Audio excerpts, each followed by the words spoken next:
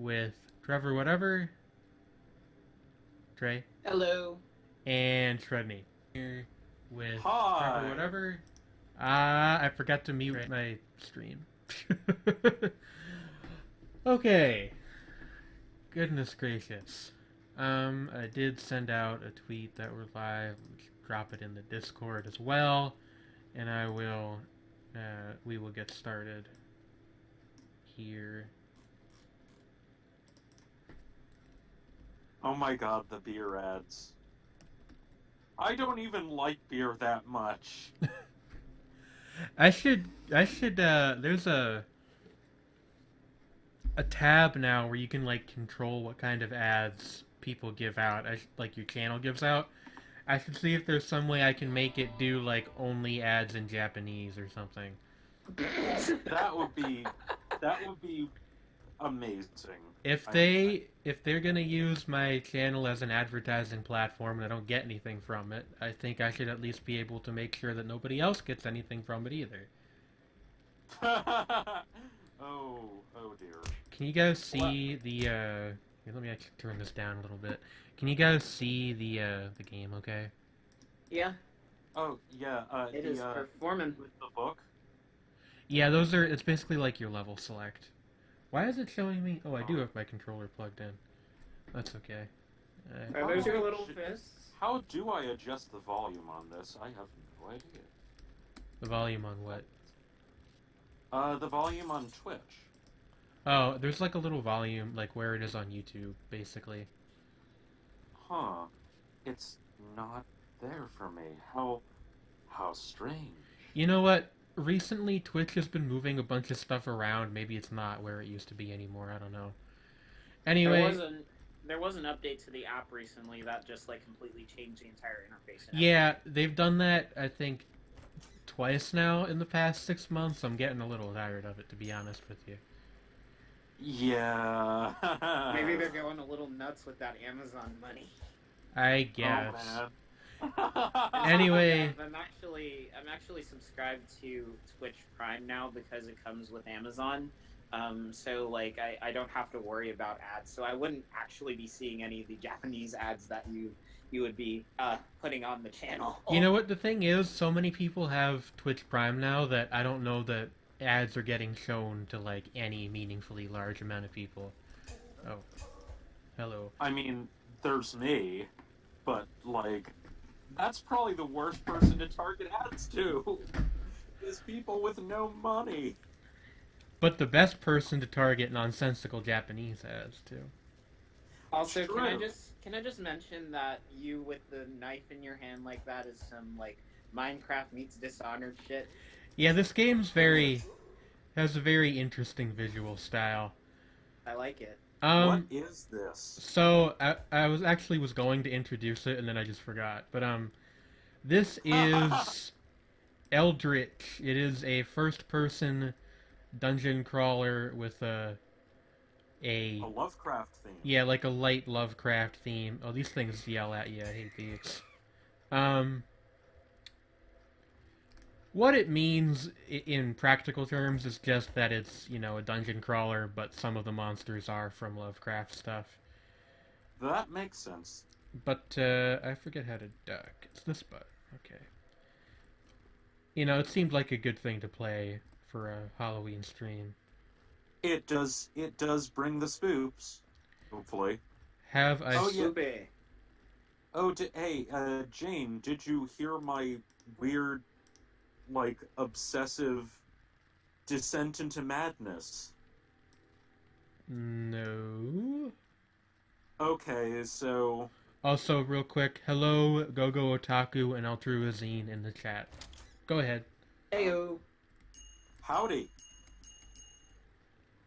But yeah, basically, for some Discord servers I'm on, which are, like music discussion, I decided, you know what, I should totally, and I was encouraged by some other people to make a list of weird, creepy albums that I like. Mm-hmm. And I started with, 25, and then it became 36, then 64, and then I wound up at 100, and that's the chart limit. Look at the man's. The man's just died. Yeah, the enemies in this first set of levels are not too intimidating, except for one. Hello, Nanny. How are you? Oh, boyfriend. Yes. Hi, Sredni's Bay.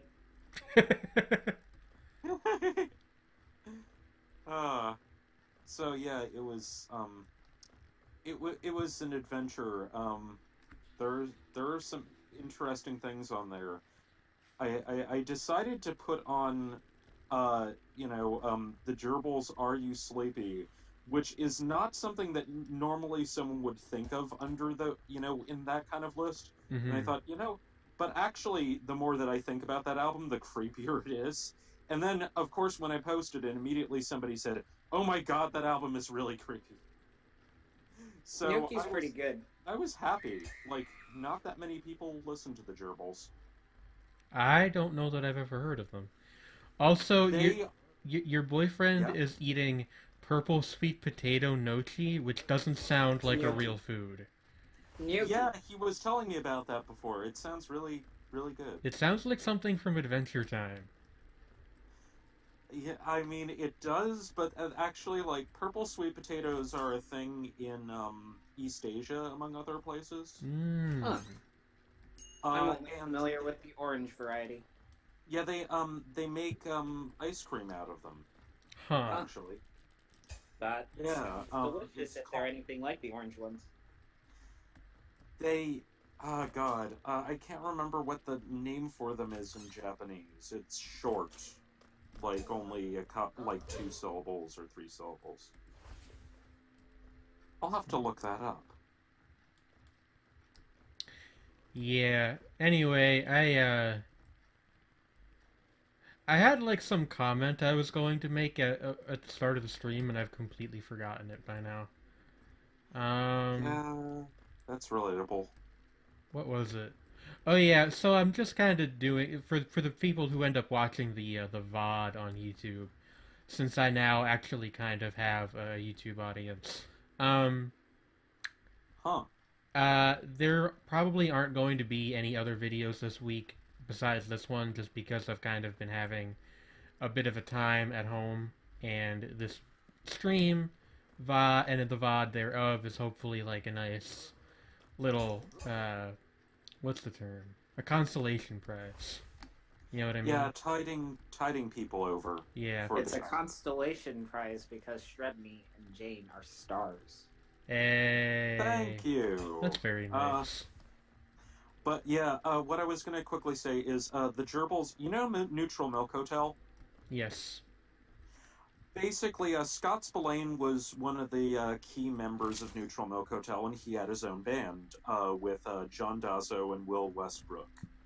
And they were called the Gerbils, and they're similar to Neutral Milk Hotel in some respects, but the comparison is overdone. The thing about the album Are You Sleepy is it starts out like very twee lo-fi pop music with kind of depressive lyrics. Mm-hmm. And then after a certain point the album starts to get really weird and dark. Hmm. And like it begins with like Hey, there's Ted. can I interrupt you Yeah. for a second? Oh sure. I got a rock. It's a You gotta- rock fact. Charlie Brown. Okay. How did I yeah Yes. I don't even know. It is a rock fact, though. Yeah. Yeah. Yeah. Mm-hmm. Yeah. Uh-huh. Alright, so what's next, Jason Thunderburger?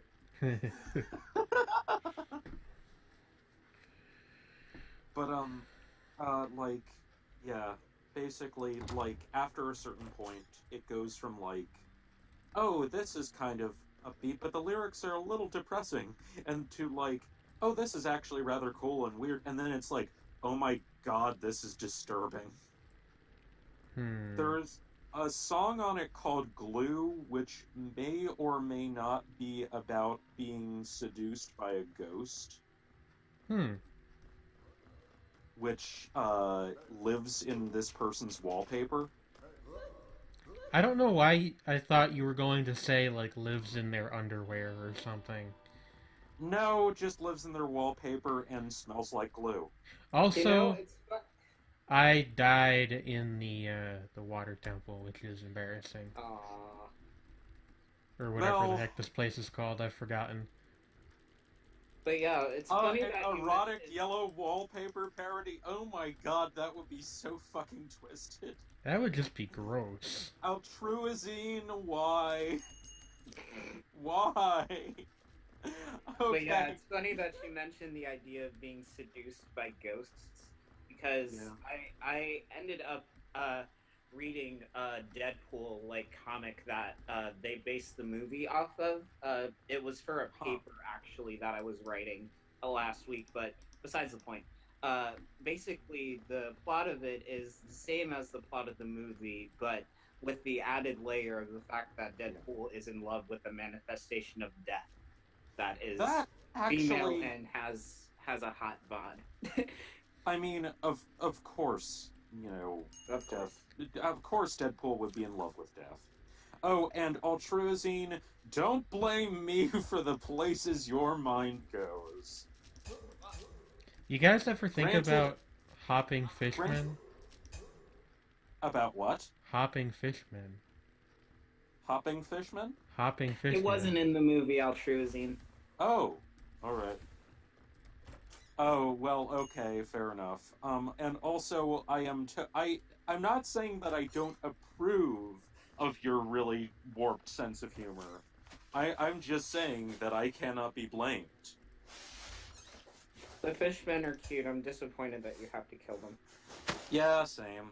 Can They, you wouldn't think that they were cute if you could hear them. They make this really weird glurking noise as they hop toward you. I That sounds mean, actually more endearing. Blur, blur, yeah, that sounds like too derpy to be disturbing. Just lift like tower. glurk. Glurk. You have gun, you have knife. Yes. You have knife and gun. You okay, Sredni? Yes. You sounded like you just, like, entered the shadow realm there. Like, I heard Oh, it must have this... been. I heard this Oh, tearing noise and your voice slowly faded away. oh, it's because I was leaning my the tablet on a pillow, and it must have hit where the mic is. Hmm. Oh, yeah, actually, yeah, like I remember liking how the Shadow over Innsmouth ends because it's like he just kind of accepts that he's a fish man, and like he just sort of eventually gets over it in a weird way, Learning and I to kind of like accept your status as a fishman. A self-help book by Lovecraft. that. Yeah. Honestly, like my favorite Lovecraft stories. Oh, what? Oh, neat. I Apparently, should point out that the chat is not recorded, so if if you react to anything in chat, you should summarize or repeat it. oh, all right. Was that, Something about a is that, coelacanth is that, anthro. yes, exactly. Yes, that made me very happy. Yes, yes, boyfriend, share. I Share saw with this us like all. really adorable coelacanth plushie once. Coelacanths are interesting. They are. They are. They live in And the ocean and they chill out. my Yeah. introduction to them was actually through Deadmau5 because he named like a couple of tracks on one of his albums, Coelacanth 1 and 2, and then My Pet Coelacanth. Hmm. Yeah. What about 12-ounce dead mouse? 12-ounce Deadmau5. Hold on. That is my aesthetic. That would be pretty great. It's like a new Twitter handle for you or something. There you go. Oh my god, And his sidekick Skrillet. I get it.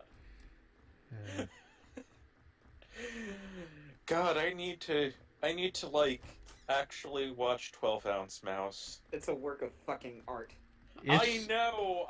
I have heard. That's one of those things that we should the Magic Planet server we should do like a group watch of, because there's only 10 episodes, right? 12. So I want to say that there's like 24, but they're like the 15-minute episodes. So it's basically okay. Yeah. So the seasons aren't really that long to get through. Right. So it's basically an anime. Sure. There's actually like a theory that the entire thing is just a big, like, really elaborate parody of the Big O. Yes. That is kind of.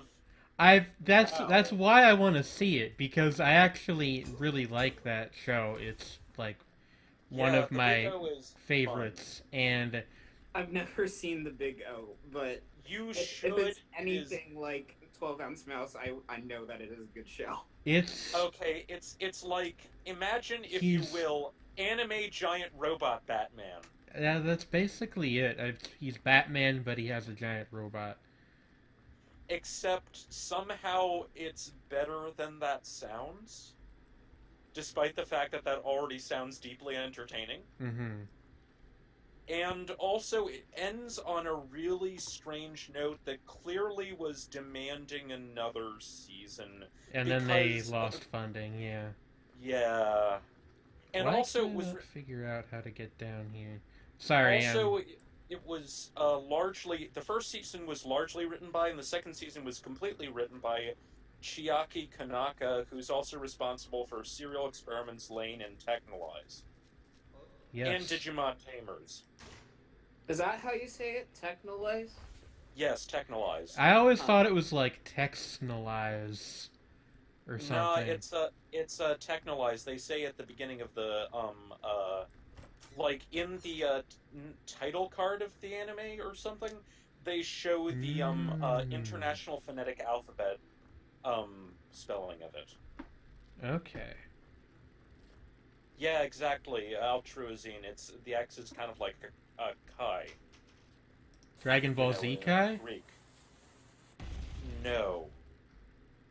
Oh. Yeah, and they do say it a lot in the show in both languages. So. Huh. Actually, the dub for Technolize, that was the original version that I saw it in, and it is actually really close to the original and really, really good. So, just so you know, if you're not a huge sub person, the dub actually is really, really good. So, on the subject of subs and dubs, did you guys see that I, on Twitter, am going as a mid-2000s anime otaku for Halloween? Oh no! You should go check that real quick. Especially the Twitter bio. Oh no! No! I briefly considered fulfilling my long-standing desire to be thin, but I decided against it because of money. I mean, as a furry, I feel like it's always Halloween for me, to some degree. So, I can get away with it. With just doing nothing. Oh no! Who is your avatar? That's Patricia Martin from Lucky Star. Ah, alright then. It's the... Oh my, what? What? What? You're gonna have to attach a screenshot to this, like, at this part specifically, just so that people can feel Sredni's pain.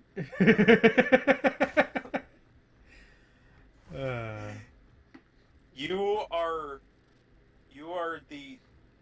are the Empress of Existential Terror.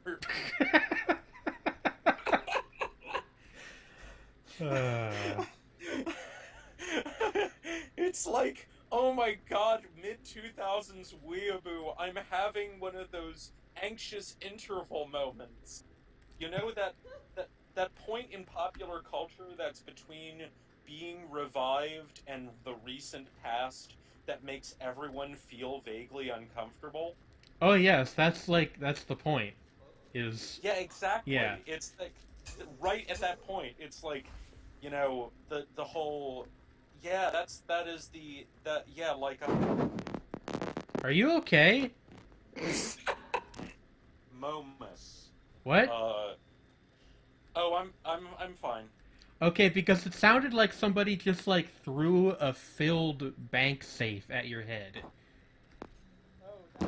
Oh my god, I must have touched the mic directly. Yeah, probably. It sounded Oh wow. like 1,000 angry gods all smote you at once. Bye, Oh Nanny. dear. Oh, yeah. Oh, wow. Go get clean. Okay, this thing's a problem. Hopefully it just stays there. Yeah. Anyway, yeah, that's my Halloween costume. Yeah, that is the best Halloween costume. It's really scary. It is scary. You know, what I was trying to say was Nick Curry, also known as Momus, the musician, was the guy who coined the term the anxious interval to describe specifically that phenomenon. He also came up with the idea of the anxious echo, which is like when something's just old enough to not be revived anymore, that it's not like in the historical past, but it's also like just a little too old to be like trendy to revive it. Mm-hmm. Yes. And so there's like that, and then there's the anxious interval, which is that period between stuff that's recent enough that it's okay to, be into, and then stuff that's like old enough that it's cool again in that right uncomfortable point. Yes. So like again, like mid 2000s to late 2000s anime culture. Yeah, that's again, that was like the what I was hoping to. Oh no, I accidentally opened this door. That's bad. Don't You a open the cookie, but I fear hated door. it. Don't We open the fear door, Jane. might Don't. be in a bit of a spot. A pickle. Yeah. Oh, hi. That's a Shoggoth. It's a scary blob man. Yeah, that's a Shoggoth. Yes. It's probably screaming to Kaylee Lee over and over again while it charges you down. So what those do in this game is that if you let them out of their cage, they can phase through walls to get at you. But I That- don't think yeah. it can go up and down ladders. So I think we might be good now, but Yeah. I'm not 100% sure. Yeah, Spooky. that is, as far as I can tell, kind of, yeah, that's... Non-canon. Yeah, I honestly, I almost think I would like this game a bit better if it didn't go so hard on the, like, kind of Lovecraft inspiration, but not. But I don't know, maybe then it would stand out less. Tinning Yeah, kit. flying... Yeah, oh, yeah, like, the flying polyps, yeah, they can do that. Yeah. That's... There, yeah, or the thing about Shoggoths, if I'm not mistaken, is basically the concept is they can form different parts to themselves because they aren't restrained as any one thing. They are by Like yeah, memes. they're also described as being the size of... No, Jane. Shoggoths. Oh yeah, and as Altrosian points out, Shoggoths are described as being as large as subway trains. So basically, it's a subway train made of random limbs and like an amoeba. And it talks to itself the whole time. Subway Train Made of Limbs is my favorite heavy metal band. That does sound like Subway Train Made of Limbs sounds like a... I'm gonna say some kind of deathcore band. See, I like that we have this dynamic because I said that, and I immediately knew that you would try to find the specific subgenre that it sounded like a band name in. No, King of Limbs is just like the least good Radiohead album. Oh yeah, nobody ever talks about that one. They do, just generally not particularly positively. Yeah. I don't know many Radiohead fans except for my one ex-girlfriend.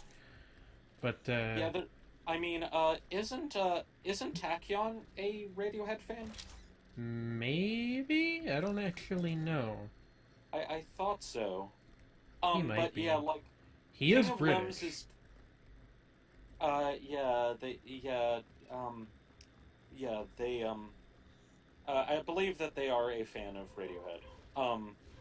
Radiohead. Not to be confused with the song which inspired their name, which is by Talking Heads. But anyway, like, so yeah, King of Limbs is just like, imagine a bunch of percussion loops with Tom York singing over them. So, like that one song he has with MF Doom. But less good. Okay, I get you. What's this all about? Apparently, there are live recordings of them playing these various songs from King of Limbs that are really, really good. But, like, the studio versions are really meh. No Radiohead songs? Not even Creep? The most ubiquitous, insufferably ubiquitous song in the world? Oh, that's my favorite Prince song.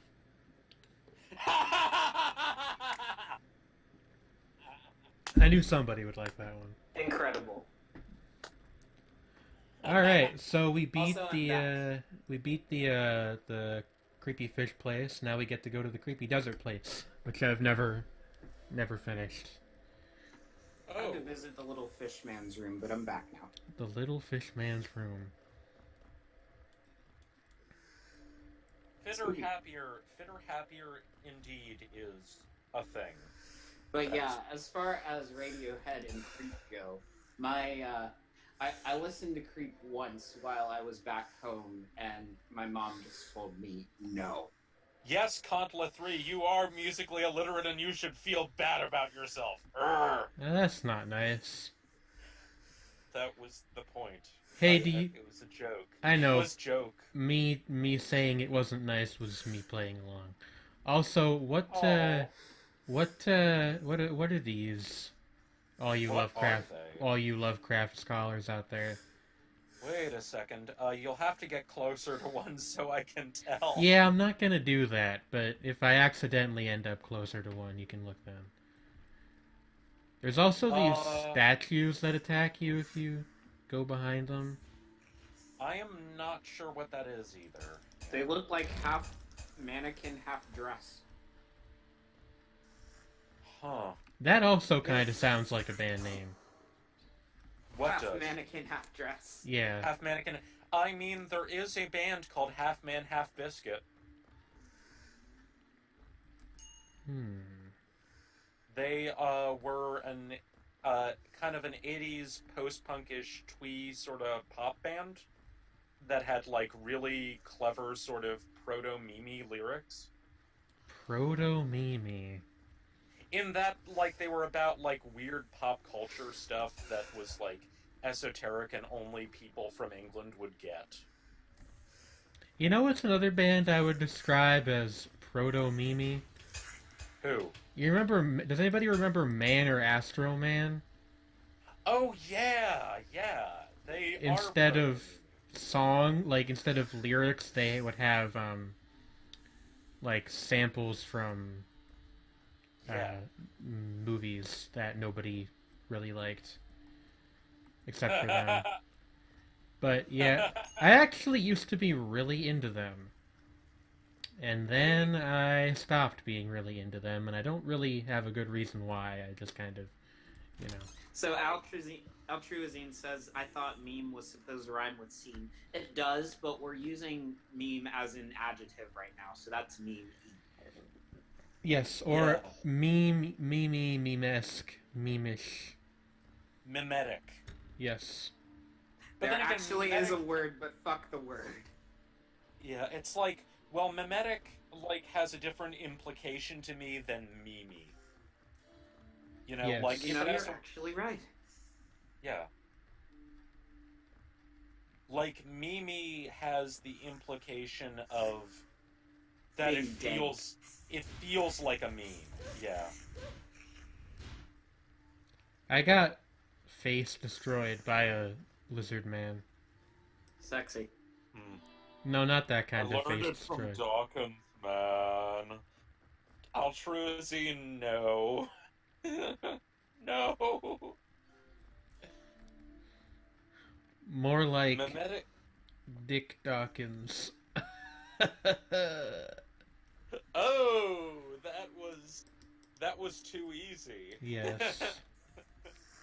That's, We are all yeah, like, something.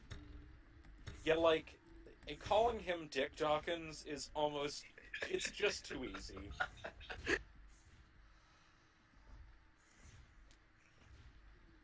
I mean, it is funny if you were to abbreviate it further to Dick Doc. That's my favorite Kesha song.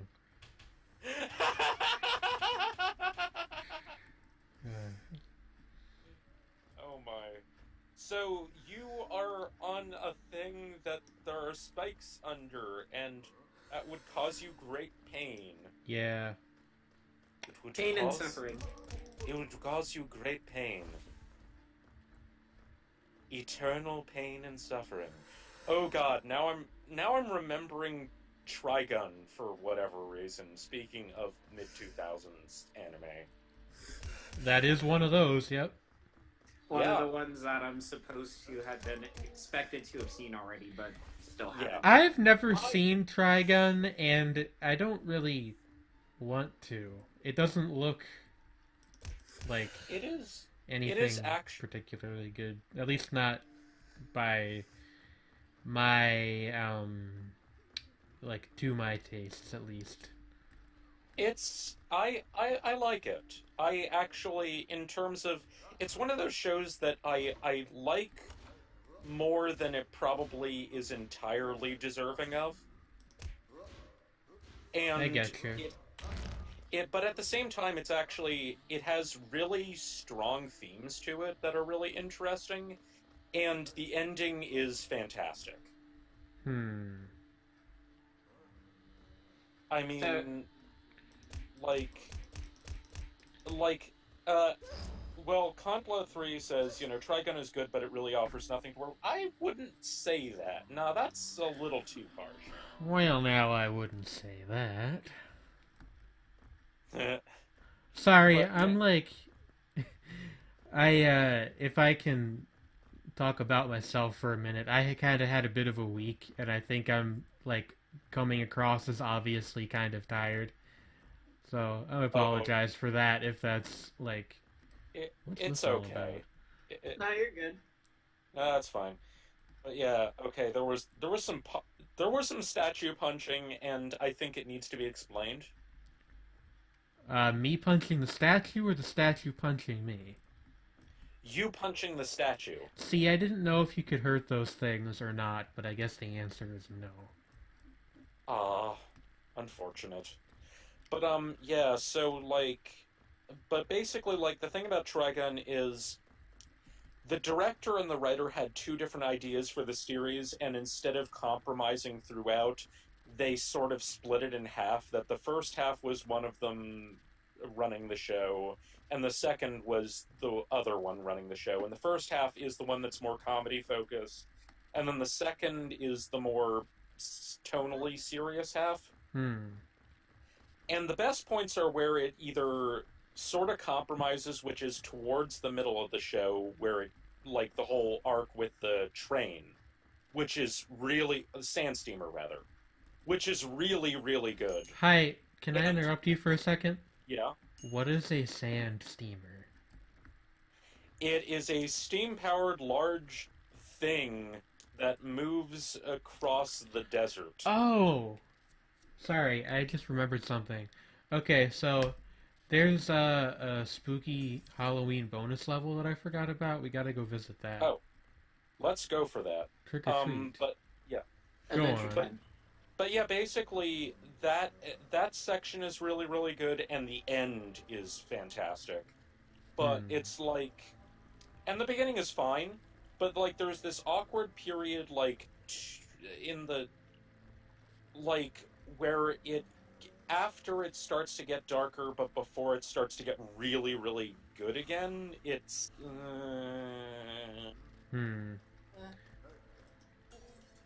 and also the beginning is kind of like it's fine, and it's it hooks you, but it's not like amazing. Right. And it's like there's particular the thing is that it feels like it's more like there are particular episodes and little arcs that are really really good rather than the whole show being really good. Right. And No, I so it's understand like that. yeah, it's inconsistent. It's like it has excellent parts but is inconsistent overall. But the weird thing about it is like that like people always bring it up in the same sort of conversation as Cowboy Bebop. It's Cowboy Bebop, yeah, which I don't like. Even without having seen it and just having sort of a cursory knowledge, I don't really get. I mean, I get it insofar as the whole concept behind the what is it called? The like the vague space western trend thing at that time. But the fact is that actually like Cowboy Bebop, I actually think I like Cowboy Bebop less, but I admire it a lot more. Because, like, I don't know. It's like, I feel like Shinichiro Watanabe is an incredibly talented director that I don't entirely vibe with. Although his comedy stuff works really, really well, which is why I really like Space Dandy. He's a dandy guy in space. Exactly! I don't know what Yeah, this weapon does. Anyway, Yeah, this is going to sound like a very strange comparison because it is. But Uh-huh. the way you feel about Trigun vaguely reminds me how I tried to explain how I felt about Recreators. That makes sense. I have still been meaning to watch Recreators, and I'm gonna do that. It's sort of... It's more on the back burner now that I have my reviewing gig. How's that going, by because the way? I have a bunch of older stuff published now, which is... And I'm coming up on my reviews of the Monogatari series, so... Oh, cool. Yeah, the really long one about second season is scheduled for this coming week. Oh, where can we read your stuff? Yeah, just out of curiosity, not in any way trying to direct our viewers towards your... Okay. I'm glad you asked. Yeah. You can find my reviews at themanime.org. Under my actual real human name, which is Julian Mallerman. Just so There you go. Just so... No, just don't dox me, thanks. Yeah. Just so our audience is aware, you can find his anime reviews on themanime.org. Along with a bunch of other people who probably know more about anime than I do. You know... Mallerman. M-A-L-E-R-M-A-N. It's Julian Mallard. No, Altroazine, no. No. AKA no. Ugly Duckling. Everyone's favorite I mean, Mallard that- Fillmore spinoff. I mean, I've heard jokes like Mallow Man, Mallard. I've gotten a lot of them. It's like I don't have a serious problem with them, but I have the urge to correct. I get you. I've been doing because- music reviews and stuff recently too, actually. Yeah, I have heard. Yeah.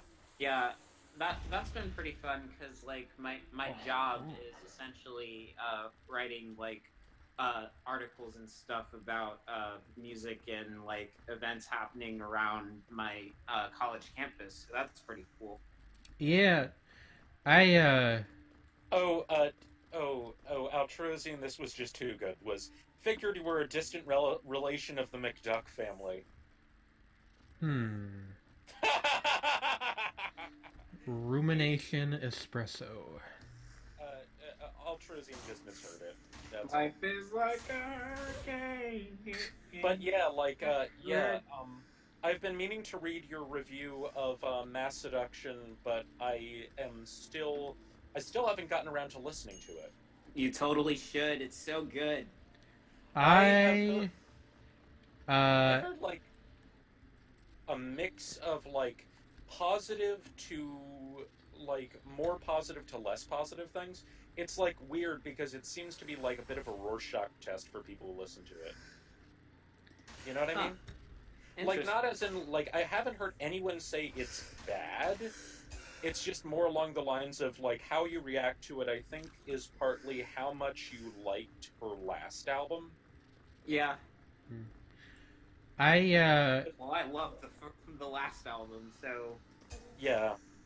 on the reviewing front, alongside the occasional like analyst review, have been doing my Indie Bazaar thing on YouTube. Yeah, I have been meaning to check that out. Yeah. I love your Cuphead series. It's Thank you. fucking incredible. Yeah, it's like Yeah, the Cuphead series kind of surprised me. I posted one of the episodes to r/trans gamers, which is a very small subreddit for. Well, I mean, it's exactly what it sounds like. yeah. And I got a pretty noticeable spike in viewership, and Cool. for me at least. And I've been posting them there consistently. That seems like that is good. Yes. That is It's always nice to find an audience. Mm-hmm. Yeah. Not like, I can do this for a living levels yet, but, it's nice. Yeah. As it stands with my reviews and things, it's like it is strictly a, basically I'm just writing for the sake of it, Yeah, That's whatever. Yeah, because, like, the thing with them is that it started out as a student publication back in, like, the early 90s, and it's always been kind of like a sort of passion project, no advertising, very small. Like, it's small scale, but it's well respected. Mm-hmm. Like, they actually, get cited by people who do DVD covers and things, which is cool. That is cool. Then again, I'm covering a lot of really weird shit that's not going to get brought over here. So... sorry to interrupt for a second. That concludes the Eldritch portion of our stream. I will be back momentarily with the Binding of Isaac. Sorry, Sredni, you can keep going. Let me just okay. toss up an overlay here while I quickly take a short break, and I will Sounds be like a back plan. in Try a not to lose moment. yourself out there, Jane. Eminem song.mp3 goes here. I was thinking the same thing. That's actually a reference to a song I like by an artist named Fox Stevenson. He's like kind of a D&B, like electro house type of guy. Huh. Pretty cool stuff.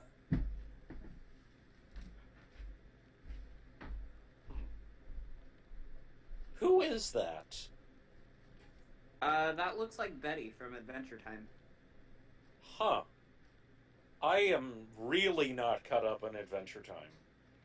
Yeah, me neither. But I've heard things. Yeah. Good things. Yeah.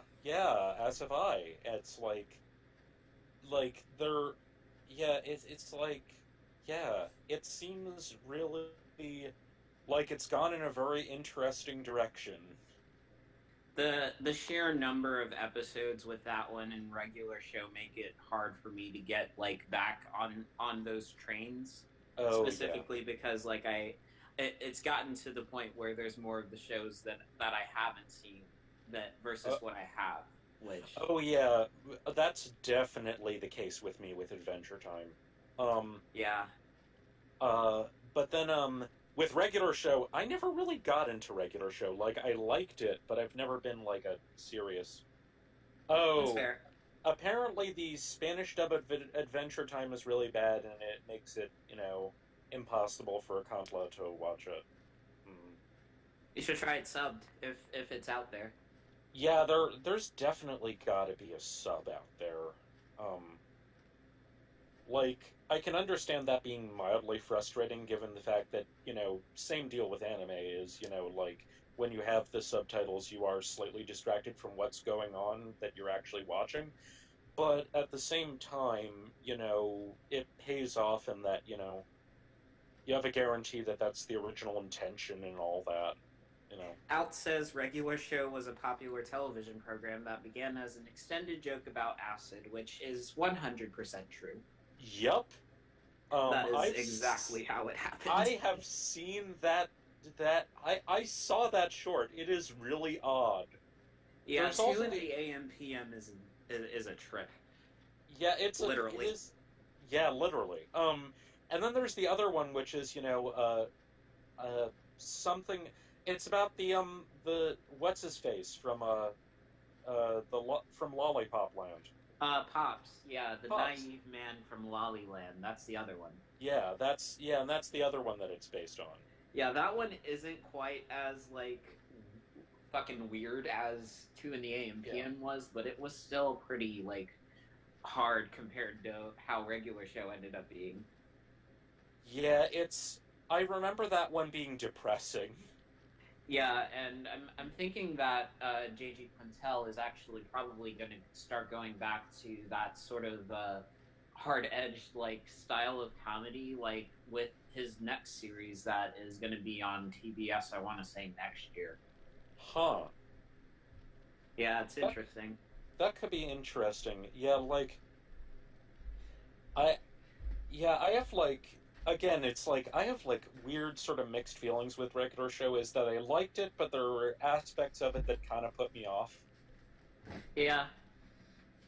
And That's like something that I can easily see happening, especially in the later seasons where they kind of turn some of the early storylines into some just like really long-winded stuff that goes on for too long, I think. I didn't get to that point, but I can see that happening. But at the same time, it's like there are a lot of individual gags in regular show which are kind of brilliant. Yeah. And also like just weird stuff that happens that's kind of fascinating and odd. It's just like isn't it the first episode where they accidentally summon a horrible monster by tying at rock paper scissors 100 times? Yeah, that's I want to say that's the first one that they made. Like that's the pilot for the show, and it ended up getting remade like into an episode for the second season. Ah, that makes sense. Hello. But yeah. Hello. Hi. I am back. What we did were you? Discussing regular show. Oh, okay. Cool. I haven't watched that in forever. I did, however, catch up with Adventure Time finally, like a week or two ago. I was just talking about how heavy the like archive got to me because I'm at the point where there's more of the show that I haven't seen than that I have. Yeah, same. It's Show. on its, 9th season now, and they're planning on ending it next year at 10. Yeah.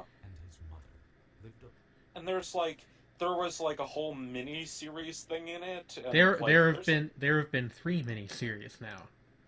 Yeah, like Stakes, lot of islands, stuff. and elements, right? Yeah.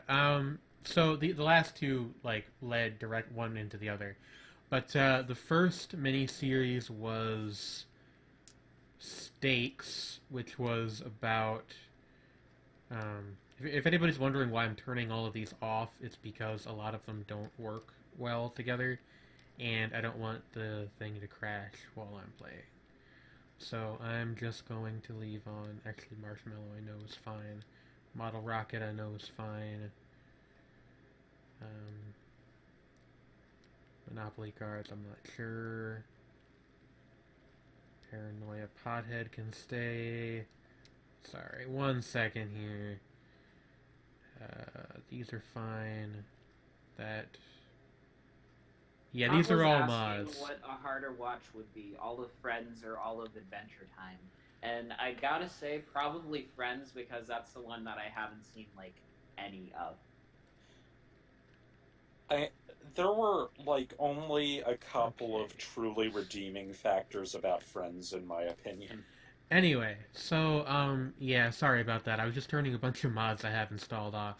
One I did leave on though was the Alpha Birth unofficial add-on, because of this character right here. This is Endor, and we are going to play as her. I also just realized I don't have the music on, so let me fix that real quick. There we go. Because she Endor, like in Star Wars? is a witch. No, like the Witch of Endor from the Bible. Ah. Yeah. You'll see here in a second. What is this thing? The furnace, hot and ready to blow. I have no idea what that is. I don't fully understand Binding of Isaac. That's okay. It's How does yes. how does it what is it? Okay, so you mean like mechanically or in terms of like just I mean, I kind of understand most of the mechanics, sort of. It's just like what like with the lore and such, I don't know what's going on here. Okay, so the plot of The Binding of Isaac is that there's this little boy named Isaac who lives somewhere in Middle America with his mom. And one day, she hallucinates that she's hearing the voice of God telling her that she needs to kill her son. So what happens is, Isaac flees to the basement, which turns out to hold this vast labyrinth of stuff, which is where we are now. And he has to fight his way out to survive. And basically, everything that you actually see is... I mean, obviously the plot and the lore and whatnot is all secondary to the gameplay, but everything that you're actually seeing is like a metaphor for Isaac basically slowly suffocating to death in the basement. Ugh. And all of the other characters are just Isaac dressed up in various costumes. That makes E sense. for everyone. No, I think this is actually rated M. Yeah, it's definitely rated M for mature. The fact that this is on the Nintendo Switch is silly to me. But I guess, you know. They had to fight for that shit, though. They Like, did. I remember hearing sure about that.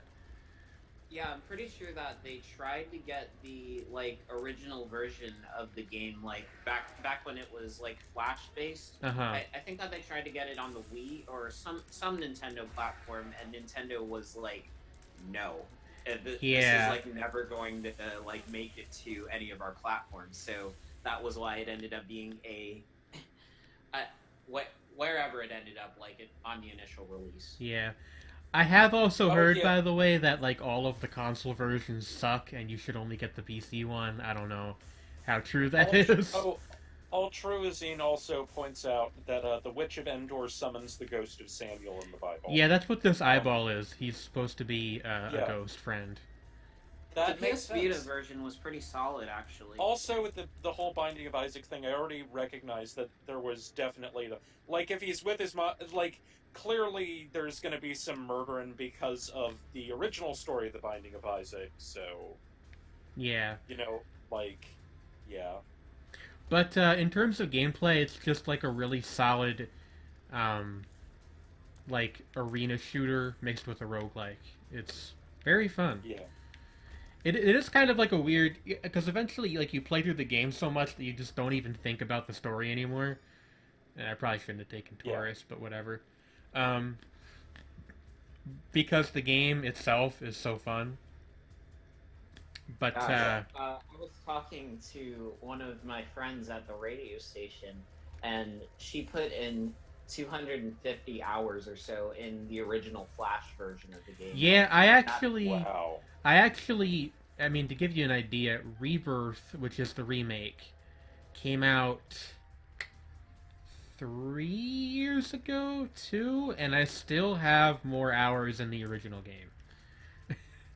Despite the fact that I bought it basically as soon as it came out. Or actually, no, it was gifted to me, but same idea. Yeah, she put in a total of like 3,000 something hours on Rebirth, and I'm just like, yo. It's a very good video game. My honestly. Sorry, go on. I actually talked to her about how much you play it too. Yeah, it's the only issues I really have with it at this point are like performance stuff, because you can probably tell it's like stuttering a little bit, but I mean, it's actually one of the reasons I turned all the mods off, because sometimes they don't play nice together and you'll get crashes and stuff. But honestly, like, I mean, for one thing, it saves on every floor, so it's not like you lose a ton even if you do get a crash. Yeah. But honestly, it's very good, even still. I'm just gonna eat this. Also, if anybody's wondering what the spacebar item I have does, it lets her eat consumables on the floor, and if you do that enough times, you'll get a random item. Wheel of Fortune. What? I mean, if you eat enough consumables, you spin the Wheel of Fortune. And you get a prize! No, he said that because I'm holding the Wheel of Fortune card. I forgot about that. Oh. What that does is it spawns a slot machine. Yeah, I'm sorry, it's weird that, I'm not used to people who, don't know this game inside and out watching it anymore. Because the community for Isaac is kind of on a downward slide just because there's not any more of it coming out. Because for a while there was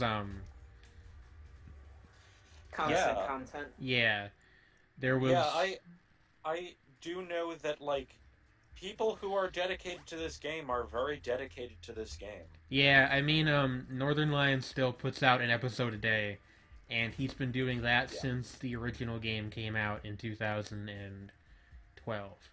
So. Wow. Yeah. Yeah. That is endless Binding of Isaac. It's a really insane. good game. Yeah. That is actually more episodes 2011, than One Piece. sorry. Yeah. There might actually be. I'm not entirely sure how many. Because if he's been you're saying every single day for 5 years. Yeah. Almost. And for a while he was doing 2 a day. Oh Jesus. So that's 1,500 episodes at least? Yeah, almost certainly more than that, because I think the original series had 900 some episodes on its own. Yeah, I mean, I'm just accounting for, breaks and things. Yeah. Potentially. Then it's, at least 1,500, which, again, of all things, I think One Piece only has, 1,000? No, actually 700 or something. Still, that's egregious.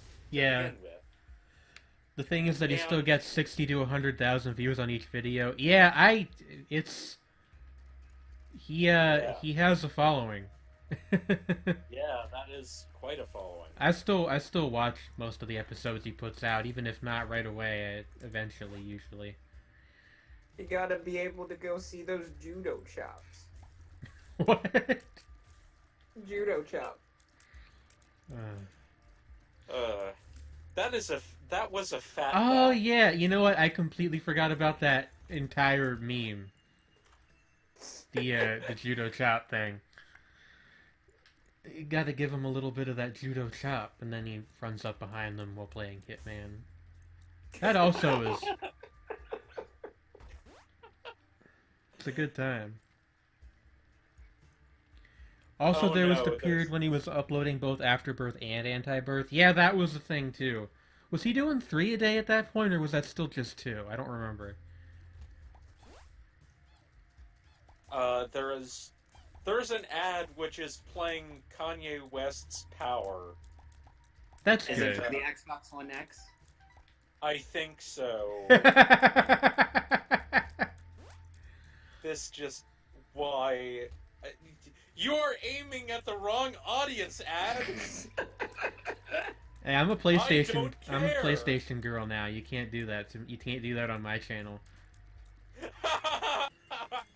No, like seriously, you know, like if I am doing the gaming, it is going to be PC gaming. I have an died. Xbox, but it's an Xbox One S. So it's Oh, no. old and dumb. Actually, can I ask a question? Do we know yet if What's up? if the One X is a new console or if it's just a new model of the old console? It's a new model of the old console that like is supposed to Dear be diary, today I more- died. Yeah. That is pretty good. But yeah, it's supposed to be like more powerful in terms of the hardware that's inside of it, but it plays all the same games. What a bunch of nonsense. I don't know. I don't know. Like maybe it actually is more powerful, but I don't. Honestly, I don't Sony know. did the same shit with the Yeah, PS4 the Pro. the PS4 So- Pro. Yeah, you So know. really, it's just kind of their way of sort of cashing in on people that they know are gonna be willing to buy the consoles twice. Yeah. Yeah. By the It's way, pretty cynical, but I mean, to give you guys an idea of how long this game has been in development, this item right here that I'm standing next to is a reference to the Shoop de Whoop meme from like 2010. I'm a fire in my laser. That one, yes. It was a bunch of YouTube videos where somebody would say, "I'm a fire in my laser," and I know. yeah. Oh, you explaining it to someone else? Oh no, I thought you didn't know what it was. Oh no, I know what that is. I don't. I I don't know mean, what's up with like- this guy. Hey, buddy. Like, I'm old enough to know things about the internet. We were there. Shoop de We Whoop were was already there. old when Isaac came out. Really? Is it really from like 2006? That doesn't say Yeah. that doesn't say anything good about That- Edmund that McMillan's sounds- sense of humor. That sounds right, actually, because like I remember it being a thing back when back when I was in middle school. So yeah, 2006 or so. Yeah, I guess that is about right then, isn't it? Yep. Yeah. I will say that like it's at least like kept current with the memes because I know one of the new items they added in like the mini expansion that they rolled out is like a Rick and Morty thing. Huh. For intellectuals. And to be fair, you have to have a pretty high IQ to play The Binding of Isaac.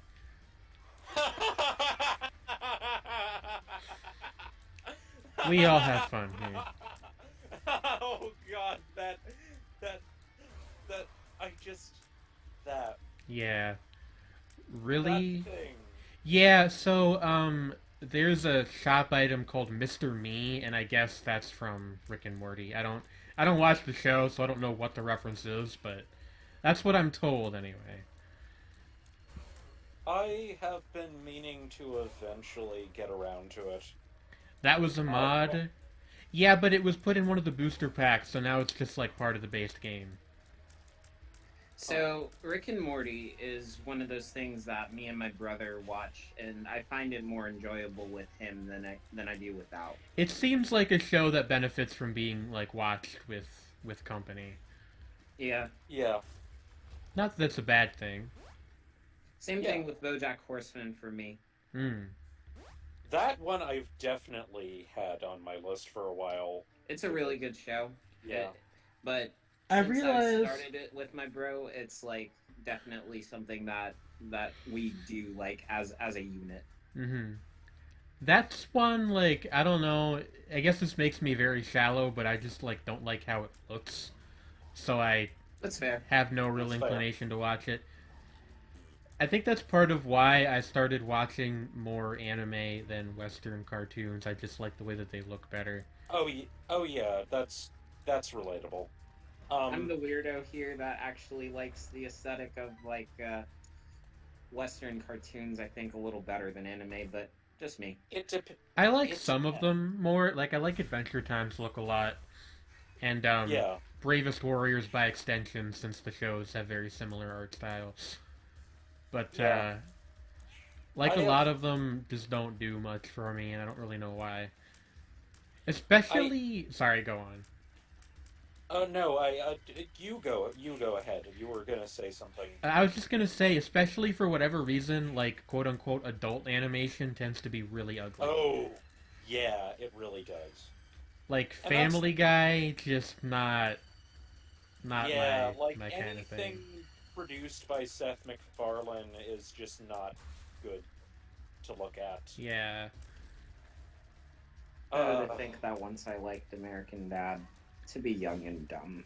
I think that there are like a couple parts of Family Guy that have held up okay, but not the show itself.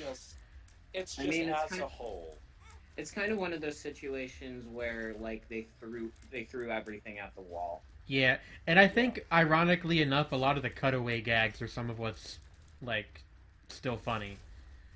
Yeah, that's the weird thing, is that like people give them shit about that, but it's actually frequently those the best part of the show. Yeah. I think that's yeah. I've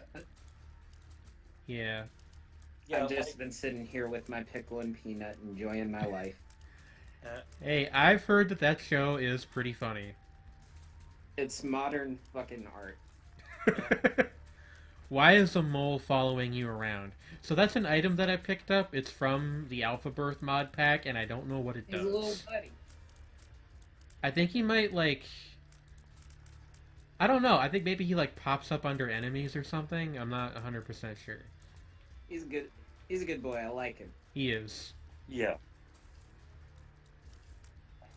I like things with good boys. That little blob that you just exploded, it was reminding me of...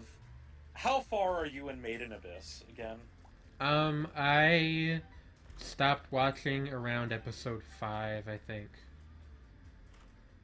Setting aside the fact that you really should watch it, because I'll go back to it at some point when I don't have a bunch of other stuff I'm following.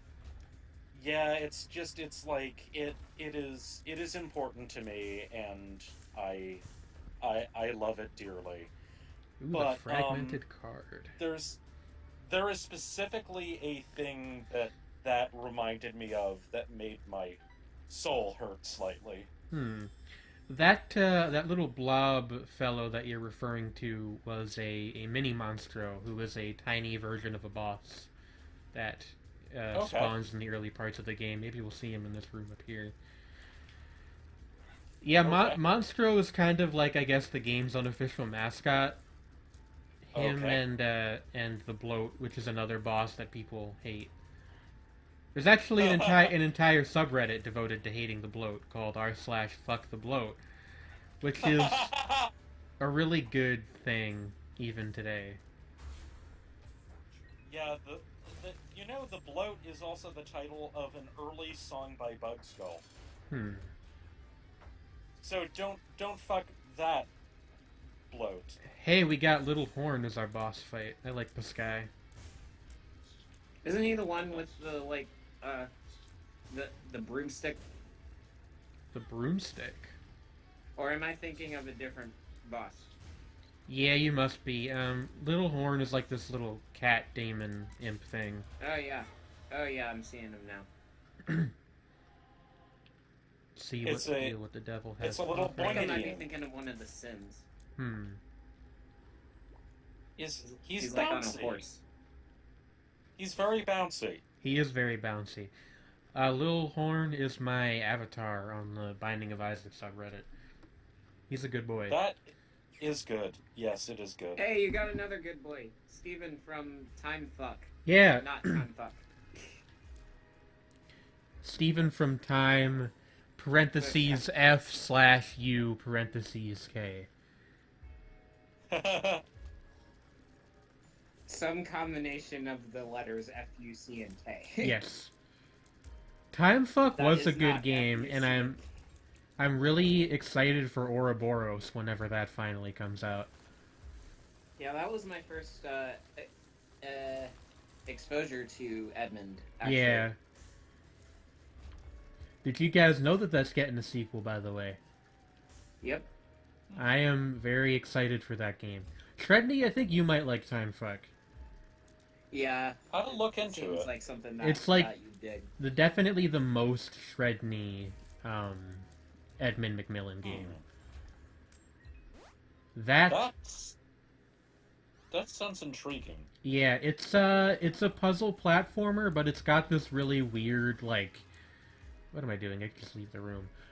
This really weird, like, sort of Lynchian plot. Isn't Ouroboros out yet? No, that is still in development. I think it was put on hold for a while so we could finish, The End is Nigh. And I know, The Legend of Bumbo is still in development, too. So I don't know when those games are coming out or in what order. So you have a tiny friend who is a shadow, a tiny friend who is a ghost eye, a knife floating around you, and a ball of bandages. Yeah. And if I get... And you're on a broomstick. Yes. And if I get another ball of bandages, I will have a little friend revolving around me. You alright, Sredni?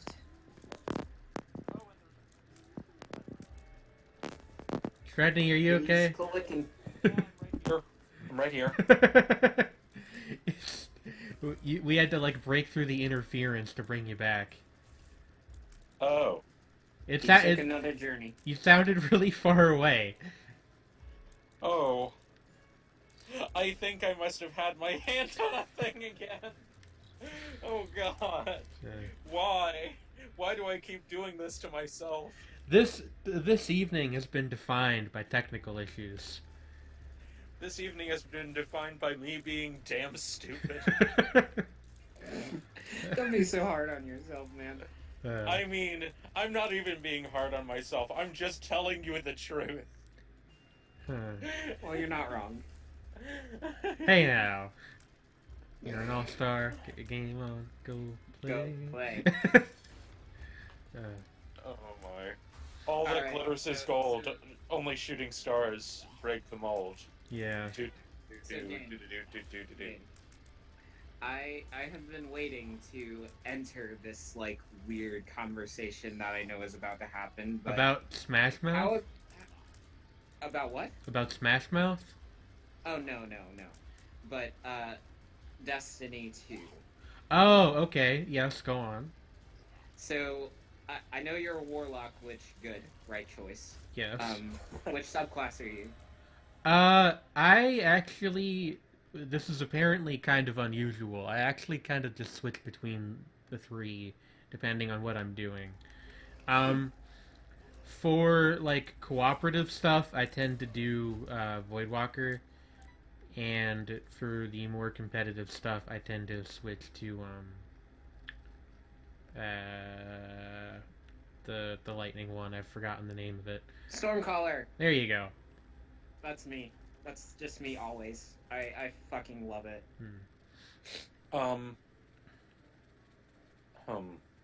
I don't have an in on that particular conversation.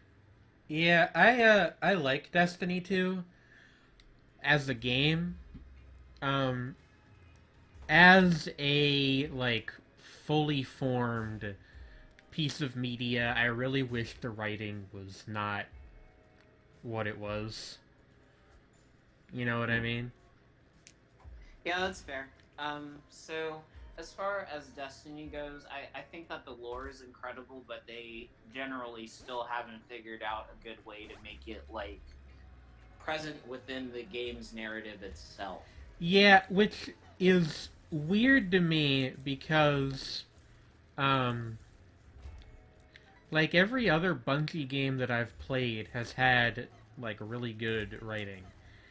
And I knew that people had issues with the first Destiny game's writing, or rather its lack of it, but I didn't like fully appreciate that until I played the second one, because I don't know. I heard that they brought in some guys from Blizzard to help with the story, and you can kind of tell.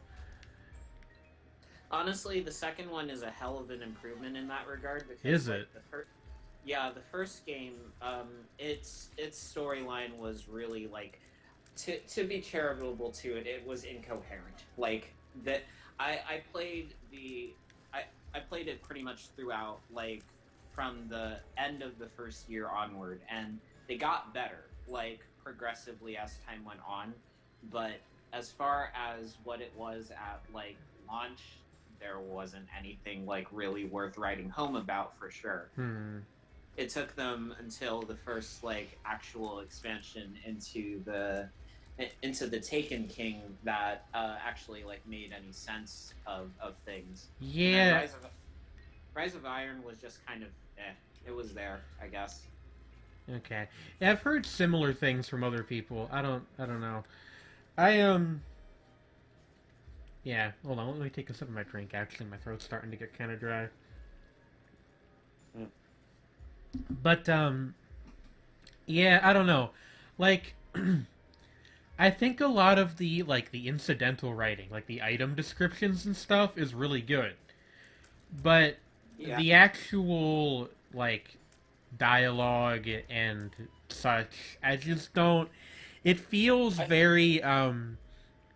I mean, I guess the comparison kind of makes sense because they're both MMOs, but it reminds me kind of what I've seen of World of Warcraft's writing. I mean, part of the reason why that sort of thing happens, if I'm not mistaken, is the whole issue of having, like, it's stuff that has to be able to persist no matter what the major edits are. In a way, it, like, with stuff like dialogue quite frequently. Mm, So it winds up being a little less flavorful than, stuff that can be cut but still has its own personality, if you know what I mean. I Yeah, guess. Like, say, there were item some descriptions. executive decisions within Bungie, like near the end of the game's development, that made it so that people like within like didn't feel like the story was connecting the way that it needed to for the plot of the first game. So Hmm. they ended up kind of cutting it and making what they could out of the remains, like so That, that there yeah, was something there, but that Hmm. makes a lot of sense. it wasn't particularly like good. But And it's like, but that's often why with certain studios where they tend to hedge their bets with that kind of thing, and it Yeah. doesn't work out so well. To so answer Manny's question, I believe that is correct. yeah, Oryx is female to male transgender. yes. Am I correct about that? Okay. I So I am only dimly aware of Oryx, but I did know that. so yeah, the thing with Oryx is basically like it was him and like two of his siblings that were like part of the hive before they had come to the like solar system, and so they were taking like the leadership roles within the hive, I guess, as a whole, and it was Oryx that ended up being the one that took the throne, and like as part of the process of taking the throne, he kind of went from being named Orash to being Oryx, and in the process, changing his gender identity, I guess. Although it's not actually like explicitly referred to as such. It's just something that kind of happens, which I mean is fair. Which, Interesting. that's kind of. I wonder to what degree that was partly inspired by the fact that there are certain species of fish where there will be many females and one male in a group, and then when the male dies, the lead female becomes the male. Yeah, it's been a that actually sounds like it since... might be true, because like Sredni's thing might be related at least a little bit, because a lot of the hive stuff A lot of the what? The hive stuff is like the hive are one of the enemy factions in the game, and they kind of have this like the larval forms have this like barnacle appearance, kind of. Yeah. Huh. As a thought, I don't know if that's intentional or not, but xenofiction is interesting to me. Yeah, you would actually probably really dig some of the side stuff that they put into the narrative stuff that was like a side part of the original Destiny, because a lot of it has this like really weird like space narrative to it that isn't really present in the main game, but is still part of the universe and is like a good way of expanding the stuff that you see in the actual game itself. It's just they couldn't find a way to get it all in. I like world building. World building is good. that's kind of what I was talking about with the item descriptions. Like in Destiny 2, you got that one helmet that talks to you. I don't know if Trey knows which one I'm talking about. I can't remember what the name of it specifically is, but it's one of the Ahamkara ones. The Skull of Dire Ahamkara? Yeah. And then there's like the claws as well for the hunters. Yeah. These sound at least a little bit like names of, sort of culty black metal bands. The Skull of Dire Ahamkara. Well, more like the names of their demos. Yeah, I could actually easily see that. There are like they would be named something like Destiny community. They'd be named something like Ahamkaru, and the Dire Skull of Ahamkaru is, like their 8-track demo that they record on a beat up tape recorder in their basement. Yeah, exactly. And they dub each layer over itself on a boombox, so the guitars and vocals are the most prominent, and then you just have those really watery blast beats in the distance. And then over top are... I need to get a stream board so I can get these sounds and just like play them whenever I need them. Like me imitating really various black metal things, yes. Yeah, like I can't get the real trebly noises of super lo-fi black metal guitars, because like imitating that with a human voice would be really difficult. Yeah. It's just like that shrill kind of hissy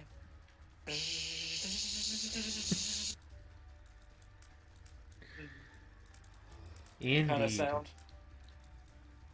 Say Bajing. Bajinga? It's a bajing noise.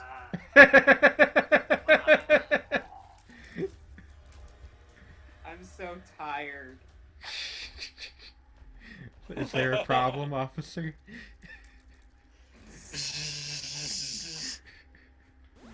Zinga.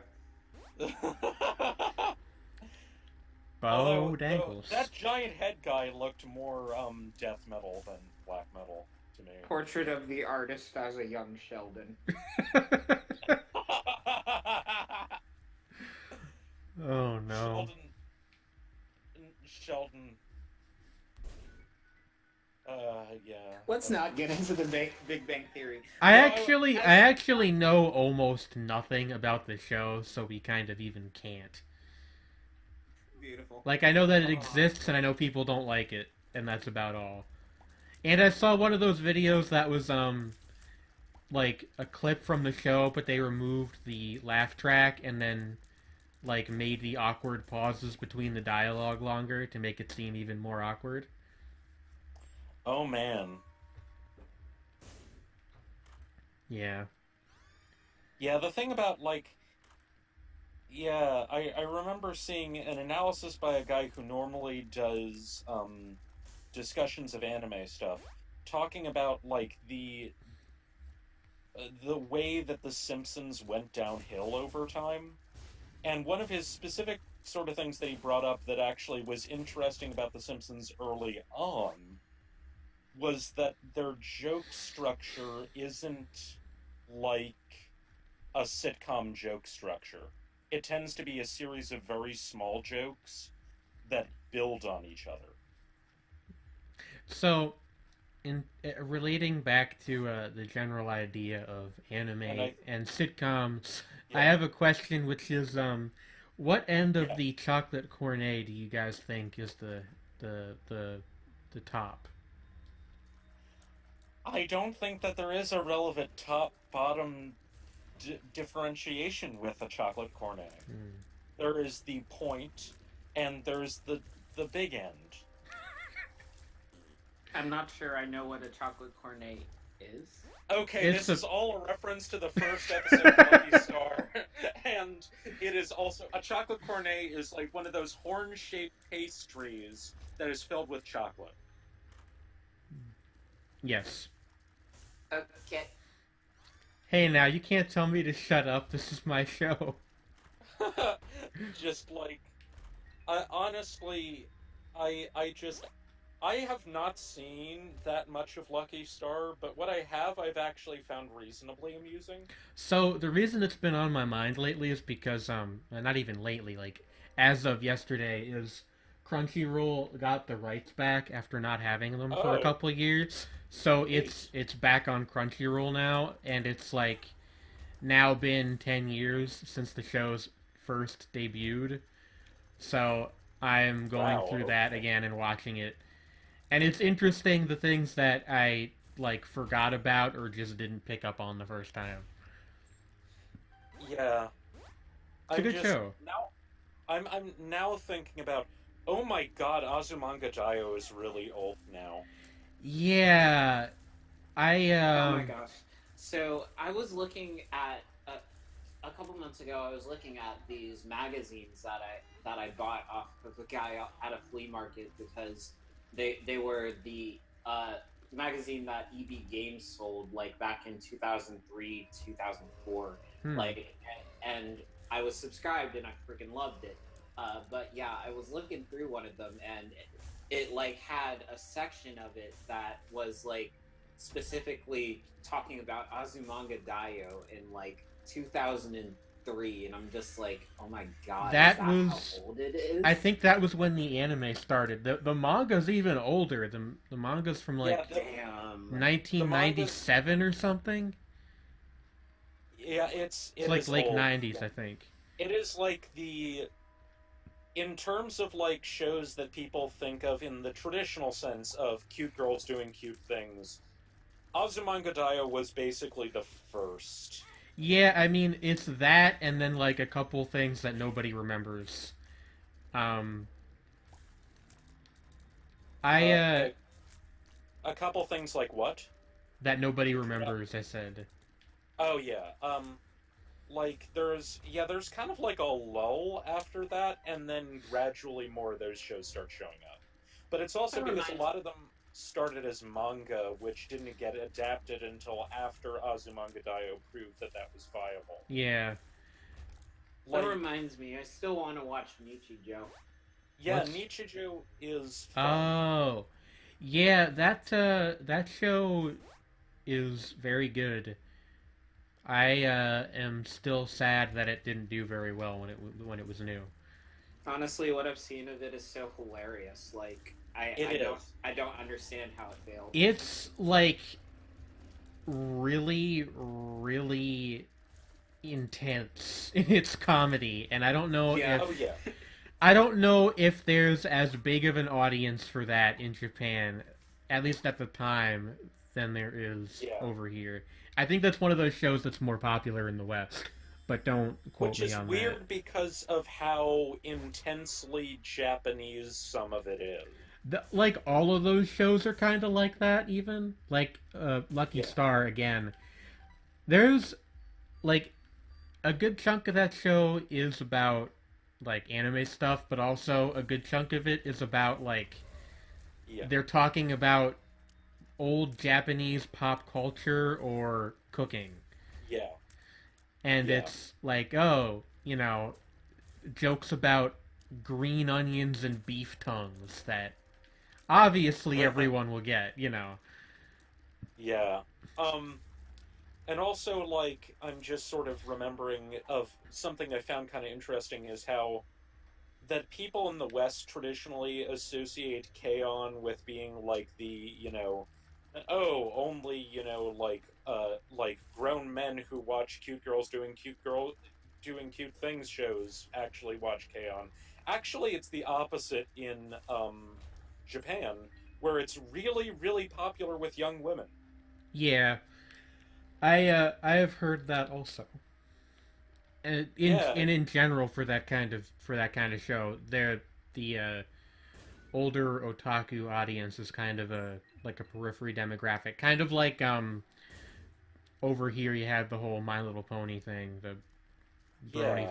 I phenomenon. mean, I mean, a lot of those things are technically aimed at an older male audience, but they are often like wind up being sort of things that basically, because anybody can watch them, pretty much anybody does, and because it was actually, K-On! Was actually directed by a young woman who actually knows how young women I act, actually did not know and that.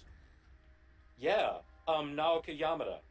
Okay. Um, she also directed Tamako Market and recently A Silent Voice. Oh, is that really depressing uh Kiyoani movie about a deaf girl? Yes. Okay. Yeah, Yeah, Naoka Yamada is like, I think she's like only 30. okay.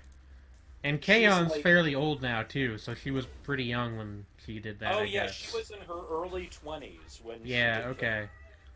Huh. She's like a prodigy and really talented. Like, she's Interesting. she's one of those animators that other animators in Japan usually cite as like, you know, she's an animator's animator basically. Interesting.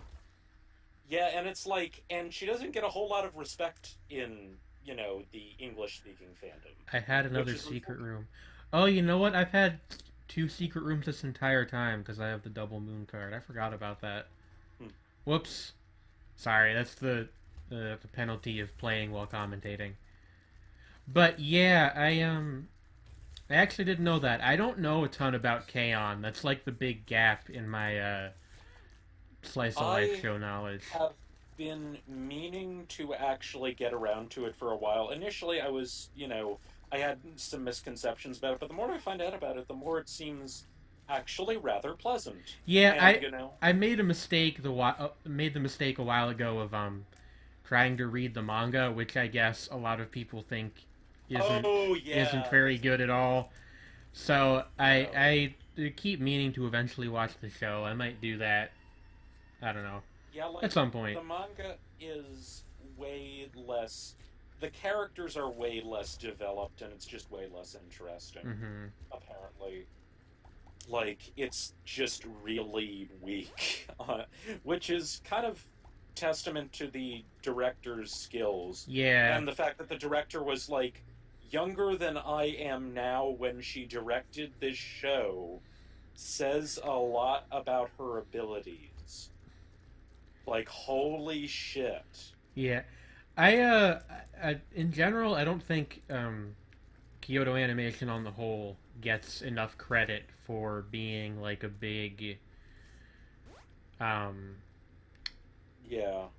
like a big influencer in terms of the modern anime landscape. Yeah, like, you get people more and more now who are willing to give Kyoto Animation serious credit, but it's, like, still more of, like, a niche Like very group. begrudging respect too from a Well, lot of what I've seen. I mean, it really depends. Like, a lot of the people I follow on YouTube who talk about anime have a lot of respect for Kyoto Animation, but they're huge animation nerd type people to begin with. Yeah, So, what I was referring to is more oh, like the slightly more casual people who oh yeah. you like your big Gurren Lagann fans and that kind of thing. Oh yeah, that's a different group of people. Like, honestly, I think of it like this: is like that there are like I feel like shonen action people are their own subset of anime people, as are like really hardcore slice of life people. To a degree, but like you get like a lot of people who I might even put myself in this category honestly, who like watch a little bit of everything but don't have like they're not interested necessarily in like a lot of the wider context behind stuff, which I guess is where I would discern myself from them. But like your people who like post on r/anime and that kind of thing. Uh, So I don't know if I'm necessarily like hardcore Yeah. enough to go into like posting on Reddit about anime or anything. And I don't know if I've I seen anything about anything that KyoAni has made, but I do kind of think that I'm like in the middle where I can enjoy like a slice of life type of thing like Nichijou, but I also enjoy like shonen type shit too. Like, I mean, yeah, I feel like, a lot of the more like when you get to people who are really hardcore about this sort of thing, they often do like actually a lot of more, quote unquote normal stuff.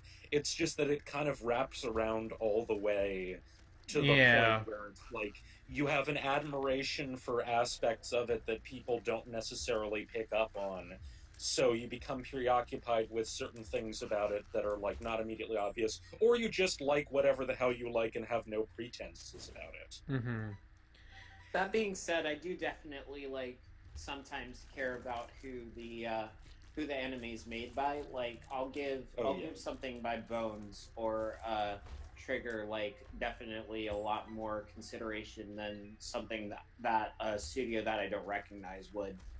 Well, I Yeah. mean, I feel yeah, like I would say part of it is because studio aesthetic tends to like you have like a particular set of producers and directors who are attached to a studio and have a particular style. Yeah, so studios tend to have sort of like a group style. Um, Yeah. like Like, Trigger especially is the big oh one, yeah. but Oh yeah. KyoAni too. You can usually tell Oh one of yeah. their shows, unless it's an Oh yeah. adaptation of something else. You can usually tell that it's their work. Yeah, Kyoto Animation, you can really tell it's Kyoto Animation, and then individually from there, you can usually pick up on like the particular directors if you're reasonably aware of what their styles are Or what they like. look like. Yeah. Yeah, Um. like, and like, like, for example, with Yamada, apparently one of her big things is she focuses on people's legs a lot, which is a uh, weird quirk. Because she can, Tarantino much? well, I don't think. no, not in a I creepy hope way. not that way. No, it's in the sense of that she considers them a very expressive part of the body that normally isn't emphasized. Hmm. So she often has shots of people walking where you see their legs and their feet, but you don't Hmm. necessarily see the whole of them until a later point in the walk. So like the camera panning up or something like that. Yeah, or or it switches to like a full view, that sort of thing. Okay. But like the whole expressing things with a character with gestural stuff is more specifically her sort of bag. Yeah. And that's actually an interesting point because when I started rewatching Lucky Star yesterday, one of the things I noticed is that there's not a lot of what would you call it? There's like not a lot of full body movement in that show. A lot of it's just talking, and then there will be like the occasional cutaway reaction shot. But and I find that interesting because it's, I mean, obviously the show's still very funny, but it's not very physically dynamic. it's not very like kinetic. Yeah. Yeah, whereas something by Hiroyuki Imaishi or something, it's all movement. Mm-hmm. Yeah, of course. Sorry. This is the part of the show. In this conversation, I've actually like recognized. Yeah, you know, this is the part of the show where we talk about anime for 500 hours. Yeah, the thing is that's an area I actually know something about. The Yogi Bear technique, just focus on the face. Now that's a little unkind. Oh jeez. Zoink Scoop. Yes, my favorite Yogi Bear character, Shaggy. Oh god. My cat is named Shaggy, actually, and she is in fact named after the Scooby-Doo character. Huh. I don't remember why I picked that, but I was like 8 when I named her, so, you know. No. She is over there somewhere. I just died again. Right. Oh, I had a Lazarus rag. I forgot about that. Maybe I can pull this out. Now you're the dead baby. I might be able to pull this out. Hold on. No. So double death? This time. Yeah, double death. An honorable death. I still think UFO is amazing. I've actually never seen Euphonium. I watched like the first episode of it, and I think I kind of judged it too quickly. I just kind of wrote it off. Since we started like pretty late, I'm actually gonna keep going. Do you guys like have anywhere you need to be or like? No. Nah. All right, and go for like another, I don't know, however long until I decide I don't want to go anymore. Basically. That is. I thought about filling out in at the radio station from 12 to 2, but I think somebody else took the fill. So Okay. I'm good. Yeah. I have nothing to do. I have no life. Hey, me neither. And I'm home alone by myself until like 8 o'clock tomorrow morning. So, you know. It's like, yeah, like, I just like, yeah. It's like, you know. Me too. Doing stuff like chatting with the boyfriend, and maybe I'm finally I am writing. Can I interrupt you for a second? Yeah. I thought you were gonna say chatting with the boys.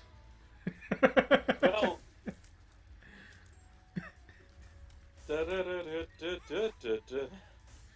Cracking open a chatting with the boys. They're back in town. Yes. Boys are back in town. The forms are back in town. The forms are back in town. The forms are back. The forms are back. The forms are back in town? Indeed. Cages are full again, boys. Ooh, a book I don't recognize. Eyes are lumped again. What is this? Oh. Book of the Dead, Bardo Thedol. I have no idea what this Tibetan is. Book of the Dead. I don't know what That's it I don't know what it does though. But yeah, like the Bardo Todol is a Tibetan book of the dead. Interesting. I guess I'll take it because I don't know this. And hey, I got the Perthro rune, which means I can reroll all these into more books. Which I probably should have thought of before I used it here, but oh well. But yeah, In the like, absence of anything formal to do after this, I think I might play a little bit of Titanfall. That one's I- fun. Yeah, I've heard good things about it. A good videogame. Video game. Video Game. game. Video You game. hear about video games? I heard about video games. I don't even know like what the context of that meme is. I've seen the picture. I don't care. It doesn't matter. So if you heard about video games, And he just went, "There's the baby I was talking about with a fucking broomstick." wait. That Oh, this horrible, guy. horrible thing. With a horse. That's it's the headless horseman. It's not a broomstick. That's a hobby horse. I know. It was just how it came out before. I don't know. I Whatever it remembered is, afterward it's that it was a disturbing. horse. Oh, How do you do, fellow gamers? How do you do, fellow gamers? I I am one of you. I now have I also like free 3-day shipping. I'm pretty sure that that's how Discord's like entire market model is operated on. hello, fellow gamers. I say as I walk up to you with a skateboard. Yeah. Anyway, so yeah, I guess what this item I- does is I now have a friendly headless horseman boss on my side. Check him out. He's Cool. like in love. Yeah, that's what that is. That's like the ally status effect. Hot. I guess he So, persists until he takes enough damage to die. Interesting. I actually quite like this item then, if that's what it does. That's pretty That is badass. helpful. Yeah, it's like a much better version of the Pokeball item that's also in this game. Huh. So you so you're destroying mounds of poo. Yeah, I don't understand. this sure is just a video thing. games. It's just a thing. Accept it. I can accept the things exploding into bits of gore, but the poo is confusing. Yeah, Oh, hello there. yeah. Oh, we get the Void as a devil. I actually don't want this for once, so no thanks, Satan. Not today. Not today, Satan. Don't deal with the devil. Mugman deserved better. Well, Cuphead and his pal Mugman. I still need to watch somebody play that. You should watch me Totally. play that. Yes, I will. I know for a fact that I recorded episodes last week because they're up on my channel, but I don't remember actually recording them. I know that I did, but I was pretty So- out of it when I did that. So you weren't lucid, More or less. huh? That could make the experience interesting. I did give one of the episodes 2 titles. Fun. Just like the game itself. Yes. Wait, Cuphead has 2 titles? Cuphead or Don't Deal with Oh, the Devil. yeah. That's right, I forgot about that. Or is it Cuphead in Don't Deal with I think the it's Devil? in, like it's supposed to be like he's starring in the short. Well, Yeah. either way, the thing has 2 fucking titles. Yeah.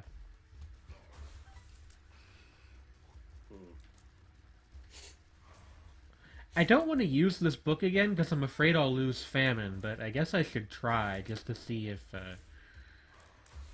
I can maybe get even more friends. Get all the friends. Oh! I won't explain what happened. You'll be able to see in a second. Okay. We'll see how this goes. Oh, you made them all your friends. Yeah, they're, huh. This is like some Diablo 2 necromancer shit. I like this. You have a hair Or like now. that bit, or it's like, you know, or like the weird dangling people in Inside. Yeah. Although it seems And like if you have too many, they like start to disappear over time. But still, that's pretty cool. That's still, pretty but, cool. like, but yeah, like I actually found that bit, like watching some people playing Inside. I found that extremely charming. Like, fucked up but charming. You know what I mean? Inside is an interesting game. Yeah. One that I'm glad that I haven't heard like any spoilers for, which is good because I want to experience it for myself. Yeah, there's really yeah. only one thing in the game you can spoil, but Oh, the yeah. thing at the end? Yeah. Which Oh, we will that which we thing. will Oh, which yeah, we will now not discuss so we can spare Craig. Oh no, it's a hell of a thing. It's a thing, yeah. I'll play it eventually. It's You a know, good after game. Limbo though, Yeah. because I haven't played that either, even though I have it. Whatever you think will happen is not. It is not. That's not what happens. Which is good. Whatever Yeah, will exactly. happen, something will happen. Yeah, it's something that will happen that you will not see coming. Like, you will know that a thing will happen, but you will not see that thing coming. Yeah. Have you guys ever thought about video games? Video games. I occasionally think about video games, yes. Video games. I actually thought of streaming Dot Flow tonight, but I don't think that's a game that streams very well. Did you ever try The Stranger out? Yeah, it's interesting, but it's got like a couple weird technical problems, so I don't know if I'm gonna cover that one or not. Gotcha. It doesn't like my cursor for some reason. It won't lock to the window. Uh-huh. So it's odd for that reason. Huh. Huh. That's one that I really like, actually. It is interesting, and if I can find a way to make it not lose focus, I will probably cover it. But there is one I want to get to definitely called Fish. Which, you know what? Actually, after I'm done with this run, maybe I'll just stream that for a little bit. Because that's a game that people need to be aware of for many reasons. I look forward to that. So maybe I'll do that after we're done with this run right here. Why is there a faceless angel shooting bolts of light at you? Because I need to defeat him in order to get him to drop the key, which I will use to fight Mega Satan at the end of the game. Mega Need Satan. that sweet loot. Mega Satan, yes. He's like Satan, but more so. Satan times 1,000. Yeah. I do like that Well, this game times a million. has 3 final bosses. Actually, Yeah, because one isn't enough. yeah, well, there's Mega Satan, who you can only fight if you have the key. There's the Blue Baby and the Lamb at the end of their respective paths at the end of the regular level. And there's Delirium, who you can only fight by doing a bunch of convoluted nonsense. Who isn't very fun to fight anyway, so most people just kind of ignore that he exists. Yeah. So 4, yeah. And then I guess if you're counting the final boss of Greed Mode, there's actually 5, because you got Ultra Greed there too. Huh. Just bosses on bosses on bosses. Yeah, it's a video game. It's a video game. Video game. Oh. What was I? Same. And you have me thinking about Undertale again because of the layers of bosses. There's really never a bad time to think about Undertale. That is fair. It's That pretty. is true. It's a pretty Despite good everything, video game. It's still you. Yeah. Indeed. I do think it's interesting that that's getting like a gussied up. I say that, but I don't really mean it in a bad way. Re-release for the PlayStation 4. I don't know if that's out yet or not. Yeah. Already came out. It did. It's also it also it also has a Japanese translation now. I saw that. Yep. I hope that the game becomes popular in Japan. It seems like something that the Japanese doujin scene might It's- kind of latch onto. Oh yeah, there are a lot of Japanese artists who are big fans of the game already. I mean, Like- it's very similar to Mother, so I kind of understand I mean, where the audience comes from. I mean, I follow a lot of kimono artists on Tumblr, and a lot of them really latched onto Undertale. Hmm. Like, I mean, what's his face? Ovopack did fan art of Undertale. He's a pretty big deal. So, yeah, there are a decent number of Undertale fans already in Japan, even before it got a translation. Interesting. So, yeah, yeah. Alright. We fight Gertie. Hurdy-gurdy. Thunder Ale. True. The stars. That is like you know that actually here's something kind of interesting is that Oh. that there are that early tarot decks sometimes had alternate what is it called? Members of the trump cards of the trump suit. Arcana? Yeah, the major arcana, yeah. That would occasionally be like it's sort of like it's really interesting to realize that actually tarot, the major arcana, they were originally very clearly meant to be satirical. Huh. Like the whole chain of that, you know, death reigns over, etc., etc., and the Wheel of Fortune, etc., etc., you know, and it's like it's political commentary, basically. You know what else is political commentary? What? Yeah. Yep. Uh-huh. What? Exactly. Indeed. Sure. Indubitably. Yeah, I agree. Kinda. Same. Yep. Maybe. Uh-huh. Definitely. Probable. Yeah. So hey, how did you guys, like, how was your week? Pretty solid. That's good. That good, huh? Yeah.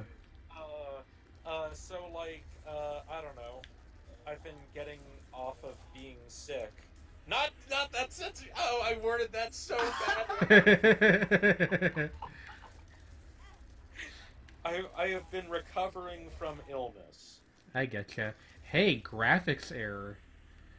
Here's an item I knew existed, but I've never had before. Huh. Although I think the Book of the Dead kind of renders it irrelevant. Yeah, what was I gonna say? So, yeah, one of my... So, what I need to make time to actually watch anime, because I actually have a reason to external of myself. And... You should watch...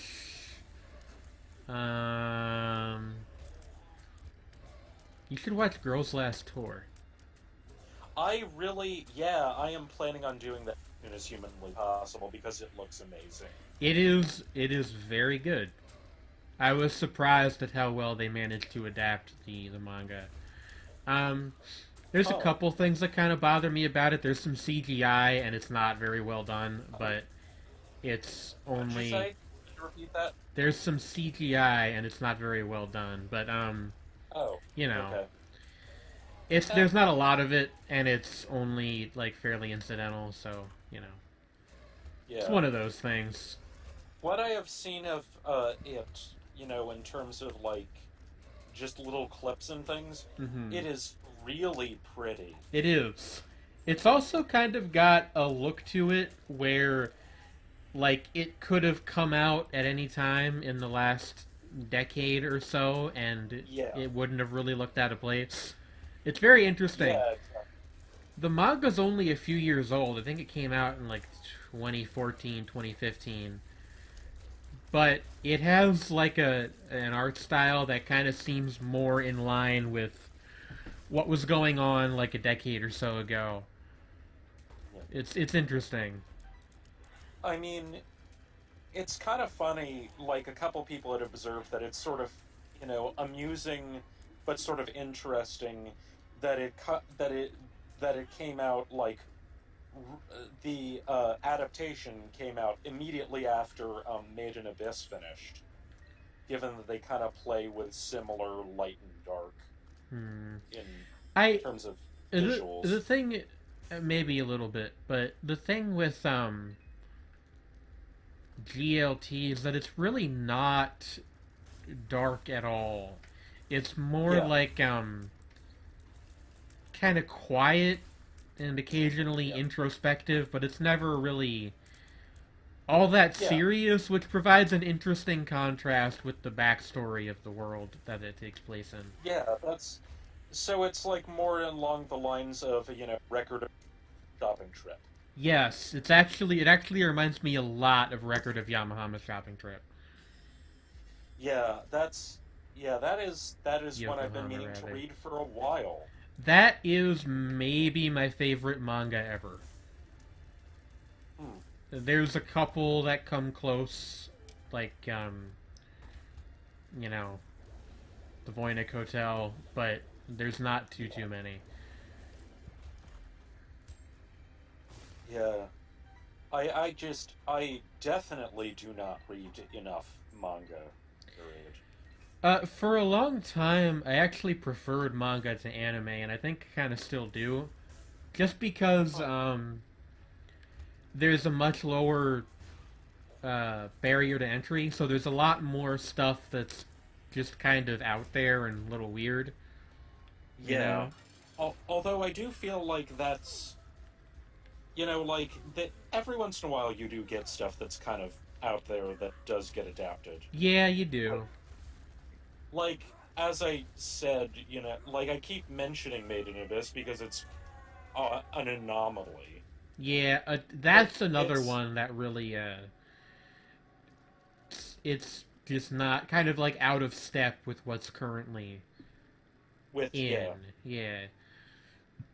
Yeah, it's like it's because like really in terms of like similar things happening, the last I can really think of would be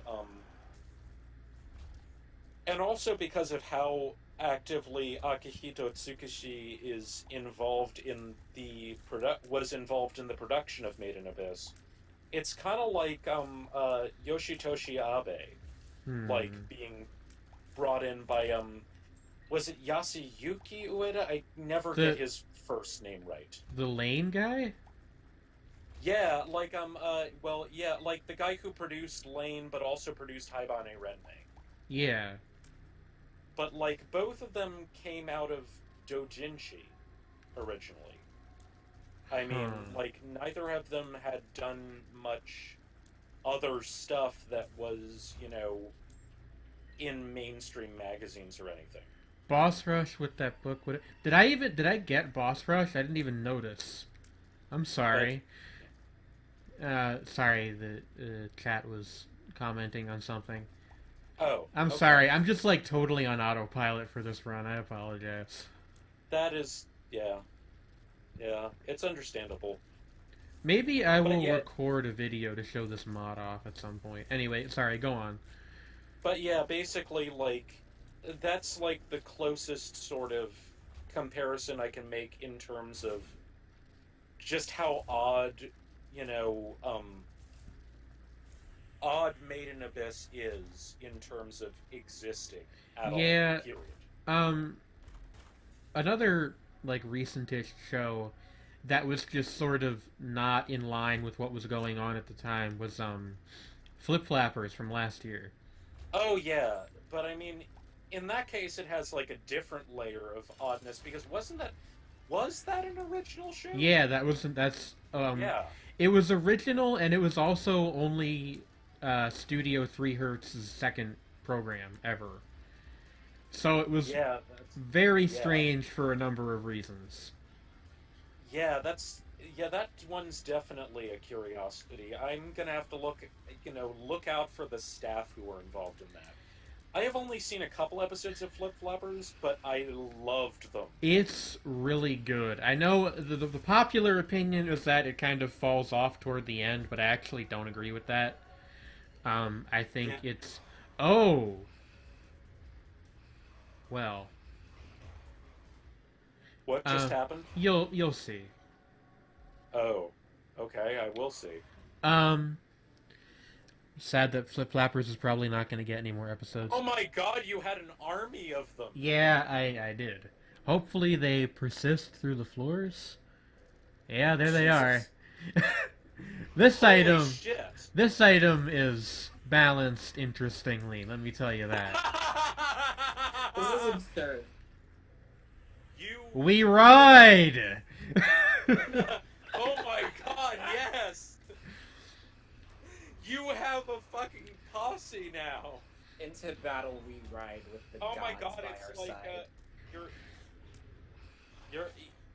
god, you're, all of a sudden, you have, it's like in Game of Thrones with the Dothraki. Now we're like a whole army of fucking terrifying monsters on horses. Infinite power. Oh, Lord. Cosmic power. Oh, yeah, really, like, you have an army of, like, mini-bosses following you everywhere! Well, Conquest is an actual boss, and I guess Oh, no! it picked up his... Because he can clone himself during this fight. Oh, yeah, And I guess it picked up all of his clones as individual instances of him. Which is why most of them immediately start charging as soon as they spawn. You know, like, now I'm just sort of thinking about how, like, you know, the, Horsemen of the Apocalypse, like, that they so frequently, like, get what horsemen are the Horsemen of the Apocalypse wrong, for some reason. Like, because it's, you know, conquest, war, famine, and death. Yeah.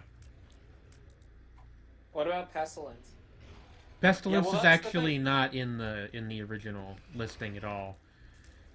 Yeah, He's it's like an odd later edition, because I think most people tend to consider Conquest and War to be kind of the same thing, or at least related enough, you know. Yeah, and it's also, if I'm not mistaken, Pestilence is partly because of, like, an alternate translation of one of them. Oh, that maybe. kind of got misinterpreted. I'm not sure. It's it's like a weird kind of thing where it's a linguistic thing for the same reason that actually the literal translation of what Death's horse color is green. And so you'll notice in Greek depictions, modern Greek depictions of the Four Horsemen, the Horse of Death will often be portrayed as literally green. Interesting. I do want to point out, though, that this game has 5 horsemen. Ah. There's the 4 that are usually, you know, you got War, Pestilence, Famine, and Death. And then Conquest, who we ran into a bit ago, is a special boss that sometimes replaces one of the other horsemen in the later floors. I think that's how that works. Yeah. If I'm not mistaken, like, the whole principle of the Conquest, War, Famine, Death thing, if you really think about it, it's like how empires grow. And in a really dark sort of way. You know what I mean? And that was kind of the metaphor going So on. you're saying it really makes you think? Yes, I suppose it does.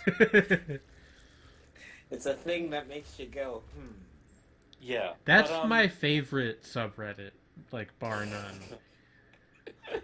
r/. Pretty good Tumblr, too. What? Pretty good Tumblr, too. Pics that make you go, Yeah. I think the guy that runs the Tumblr, I don't know if they're like officially related at all, but I think it's just like a curation of submissions from the subreddit. Wouldn't be surprised. That's the same way that Shower Thoughts works. Yeah. It's really good. I like it a lot. Yeah.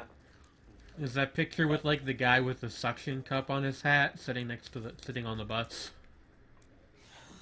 I saw one that was a swimming pool that just like had a couple of pumpkins at the edge of it, and then like a boogie board that had a wet floor sign on top of it. Oh, I love that one. That had a what sign on top of it? It's a filled Wet pool. floor. It's a filled pool, and it's got a boogie board sitting in the middle, and the boogie board has a wet floor sign on top of it. And then there are pumpkins there too. There's pumpkins around the edge of the pool. Good. That is so good. It's like, I really like pictures that look like they were taken in another dimension. It's my favorite genre of photograph. That must be where it's hot in autumn. Yeah. What? But I don't Where get it's it. hot in autumn. It's the dimension where all of Jandek's covers come from. Hey, I like that guy. No, I'm saying that as a good thing. I know, I'm agreeing with you. Yeah, it's like, yeah. He's a weird man with a guitar. Yeah, And he sometimes is. other instruments. Yeah, like piano. He did a whole album of nothing but piano that is 8 hours long. He is a guy. It's like Tom Waits squared. Yeah, kinda. Like, he's like... God, there is no good comparison to Jandek. He is a genre unto himself. He really is. There are things that sound like Jandek, but Jandek doesn't sound like other things. Like, You even have when to he's- capture Isaac. Yeah, I'm going to try. Hopefully it works. I don't see why it wouldn't. But you know what's also really weird? Have you ever heard Hey, sorry, one second. I cast Animate Dead. It didn't work. I'm disappointed. Maybe I waited too long. Anyway, go on. Have you ever heard of Y. Beckhurst's album Hot in the Airport? No, but it has a really good title. Yeah, it's the name Beckhurst here is spelled Bekhirst.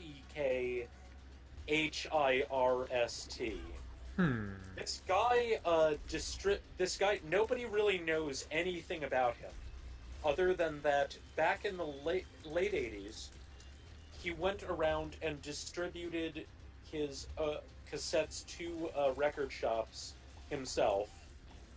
He has like this mysterious Latin American accent, and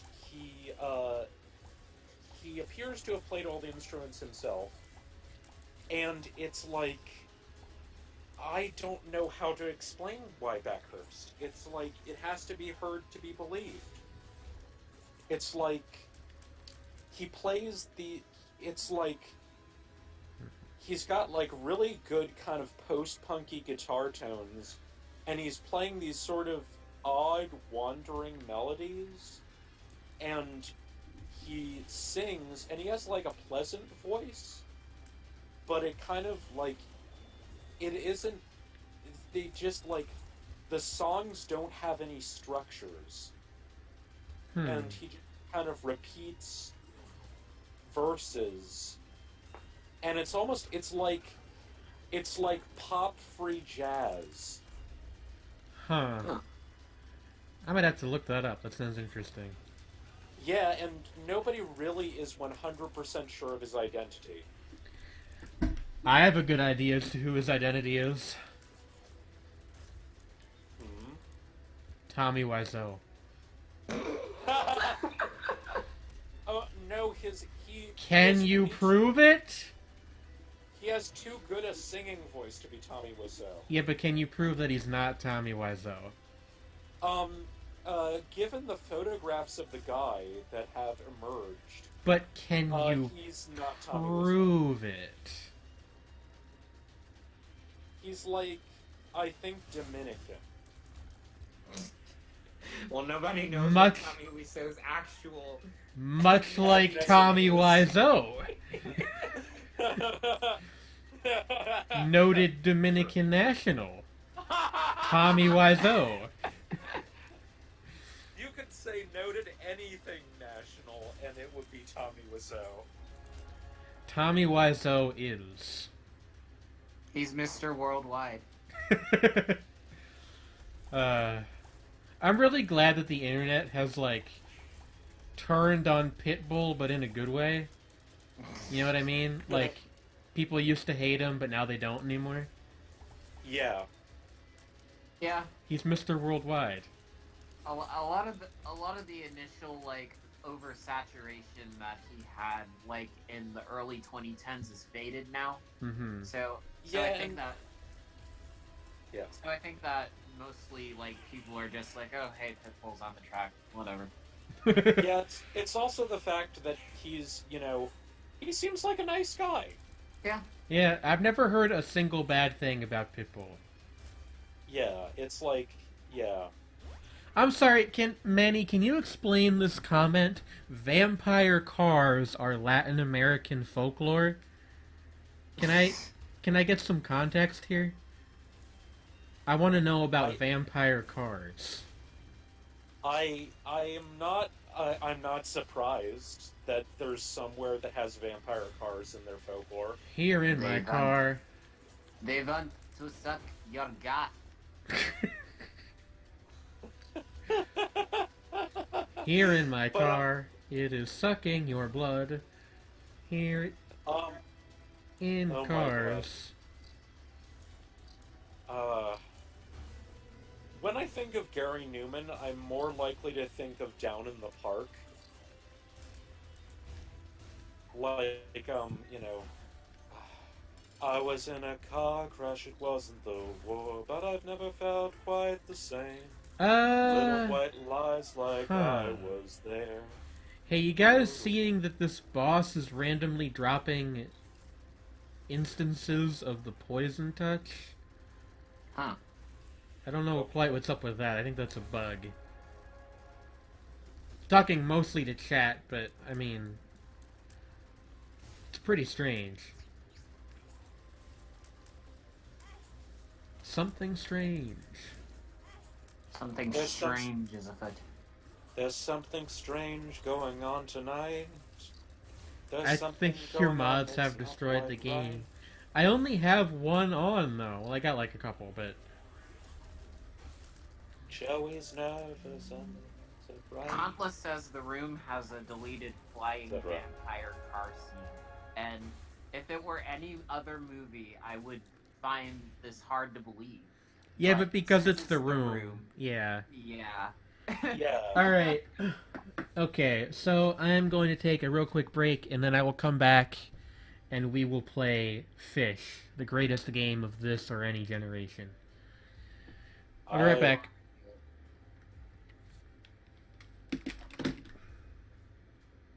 Pathunk.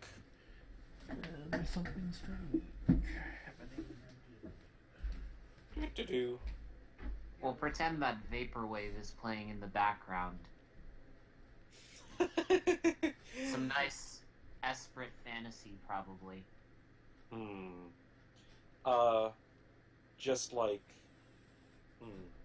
Wah, wah, wah, wah, wah, wah. Oh god, what was it? what is the melody to Floral Shop again? What's Floral Shop? Is that the one that everybody knows?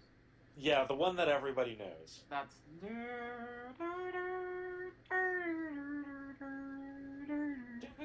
Yeah, okay, I've got it now. Okay, that is now officially playing in the background in my mind.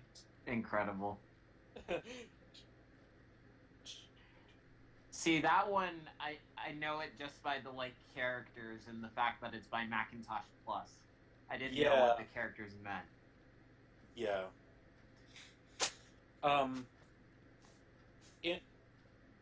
I like Telepath's work. I don't have a whole lot else to contribute. Not Vaporwave. You which, of course... You leaned on the mic thing again. Yeah, I did. Okay. So, but yeah, my you were saying knowledge that you of didn't have very Vaporwave much. is not, like, super strong, but I have an interest in it. Yeah, I don't have a ton either, but I played actually a video game on my iPad a couple of months ago called Data Wing that has just like this excellent Vaporwave soundtrack out of fucking nowhere. Like they got stuff from Luxury Elite and then Esprit Fantasy, as previously mentioned, and a couple of other interesting artists too. That it just comes together to like make this really interesting like 80s sound to the entire thing, which fits into the aesthetic of it because it's very much in this like simple graphics, VHS scan lines over the image like style. So, You know, this is probably like a little bit out of left field, but I would like to share my pet theory if you hadn't, heard it before. I don't think I have. Is that I consider Throbbing Gristle's album 20 Jazz Funk Greats to be the sort of Vaporwave album. Huh. Hello, I return. I was just discussing how I think that 20 Jazz Funk Greats by Throbbing Gristle, in a way, is kind of like the proto-Vaporwave album.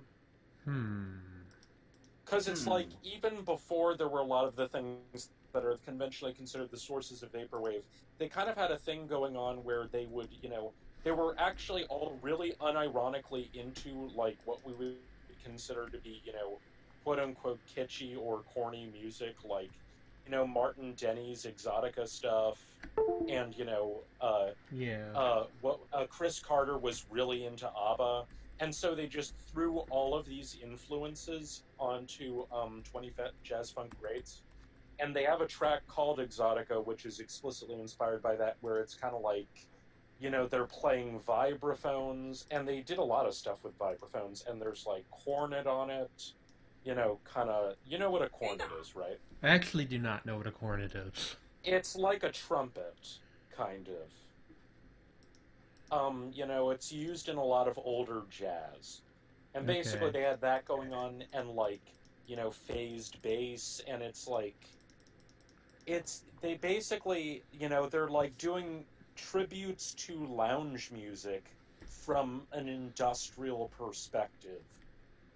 And it's really trippy shit. Interesting. And so I kind of consider it like, in a way, Vaporwave to me feels like the logical progression of that. I get it. I guess, yeah.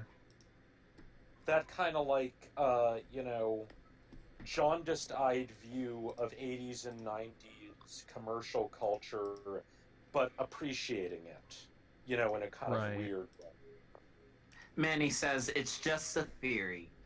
A vapor theory. I'm done. Okay, so can you guys see this amazing title screen? I Hold cannot. It should kick in a second. Giving it a sec. Oh, I see it now. Yes. Oh, this game.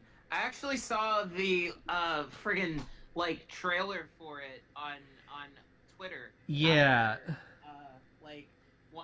the developer of it was talking about High Hell, and yeah, I want So to try this at some point. It looks pretty good. yeah, so to Yeah. do like a little bit of my impromptu indie bizarre stuff here, this is Fish, developed by 8A, and this is technically this is only the demo version. The full game is still being developed. Uh, this is a first-person shooter in the style of something like Doom or Duke Nukem 3D, and it has two pretty interesting mechanics I want to show off. But mainly, the first thing is like, look at this, right? Like, Yeah. there's a lot to take in here. Also, this game is Brazilian, so that's pretty interesting. There are actually a couple of, like, you do occasionally get, like, weird little indie games from Brazil showing up, but, it's not as common. No, here. Anyway, so the main gimmick that this game has, hold on, let me, yeah, let me turn this down a little bit. There we go. Anyway, can you guys still hear me? Yep. Yeah. Alright. Anyway, so, the main gimmick this game has is that in addition to your gun, you've got this, harpoon cannon on your right click, and that lets you do things like this. And you can also move around with it. So,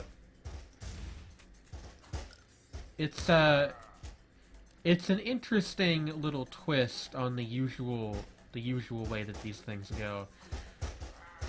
And Oh what my. I really like about it is that like This is kind of twisted.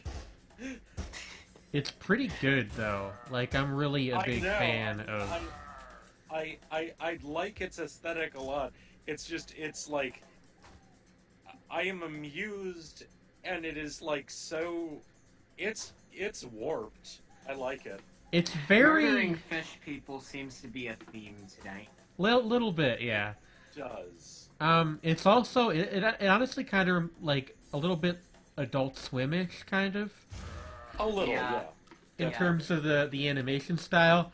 I think that this aesthetic is like deliberate. It's not like Yeah. oh, just these guys Oh, can't yeah. draw. It's like Oh no, on it's purpose. Yeah.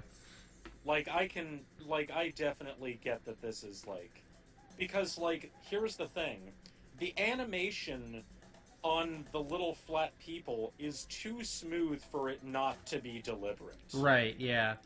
Anyway, there's also another interesting mechanic that I don't really know how to describe 100%, but basically you can make your own checkpoints at the cost of it eating up some of your armor. And it'll do... That is interesting. Yeah, we'll do one of these, we'll go Super Saiyan, and it makes a checkpoint there. Huh. So basically you bend the reality of the game Yeah, by sacrificing some power. it's like an interesting like little resource management puzzle inside this first-person shooter.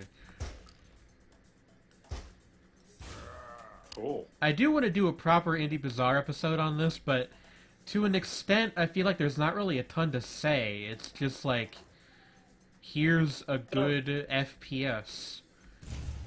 And unfortunately, There are fish people who have really...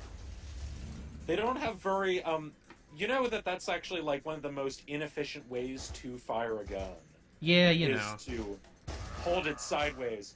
But, I mean, the original intention of that, if I'm not mistaken, like, why people, you know, like, really scary people used to do that, was explicitly because of the fact that you can't, sight it. So it was the point is, I don't even need to sight it, I'm close enough to you to kill you. Which is pretty disturbing. But, Yeah. But, like, trying to, you know, do that in, like, you know, and then, like, just having everyone doing that in games and stuff, no, that's not the point. That's not how it works. You couldn't do that. It's not...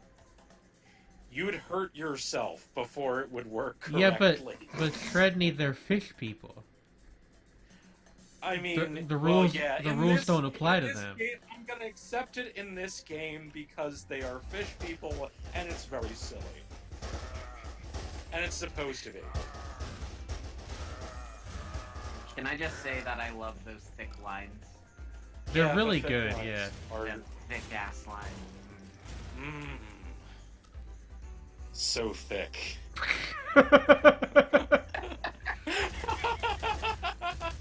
Aku on the phone.jpg. Extra thick!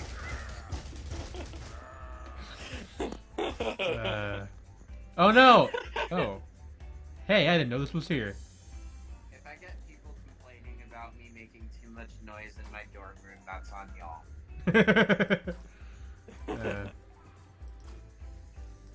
We're having too much fun, they had to shut us down. I don't know how to Luckily, my get... neighbors are actually pretty cool. So, I don't know how to get out of Oh, here. you got a jackfruit! Jackfruit are tasty. What's a jackfruit? It's a fruit that's found in Southeast Asia and a few other places. I think it is also found... Well, it would make sense if it were found in South America. It's because it said, you got a jackfruit. Yes, that's actually a thing. Interesting. Which made me giggle a little. I don't know how to Oh. get out of here. Oh, you know what? I can probably latch on the palm tree. That's exactly how you do it. There we go. But, yeah, like, jackfruit and starfruit and durian are things that you find a lot in, East and Southeast Asian Okay. food. But, Do you yeah. know what a... Yeah? Oh, sorry.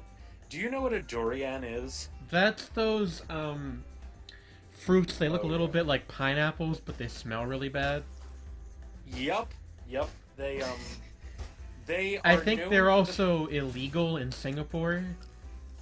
Yeah, it's illegal to open durian in Singapore because of how bad they smell. Yeah. damn.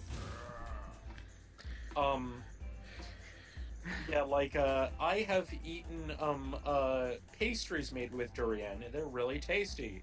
Although there's this weird aftertaste, after-smell thing that's kind of like garlic. Huh. Huh. It's really weird, because it's like eating, like, vanilla custard in fruit form, but then there's this weird after-smell of, like, garlic mixed with skunk. Interesting. But you guys mentioning the fact that it's illegal to open those just makes me think of like people in prison or like jail, I guess, really, like talking to each other about why they're in there, and then it's just like, oh yeah, what are you in for? I ate a durian in public. I am Literally- vegetarian. I just thought of this. Literally a forbidden fruit. Oh my god, it's a double machete wielding fish person. Yeah, there's like 2 of those in the entire game right now. Cuz the game so far in this demo version is just this level, unfortunately, and we're actually rapidly approaching the end. I didn't know that this rocket launcher was here. Found the rocket lawn chair. Rocket lawn chair. Oh my god. Makes you I actually think. have It does. an app launcher on my phone that's name is Lawn Chair. Oh my. That's pretty good. It's pretty good. It is pretty good. All right. Something take a tumble? Yeah, that was me moving my chair. Sorry. Oh. The game freaks out a little bit if you like try to use the hook shot to get to go somewhere you're not supposed to go. Banana. Banana, Banana. Banana. and mango, tangerine, avocado. Did you know that you can just turn any list of objects into Kokomo by the Beach Boys if you try hard enough? Yeah, I'm not surprised. I'm trying to think of, like, a good list of, like, something really bizarre and kind of messed up that would work.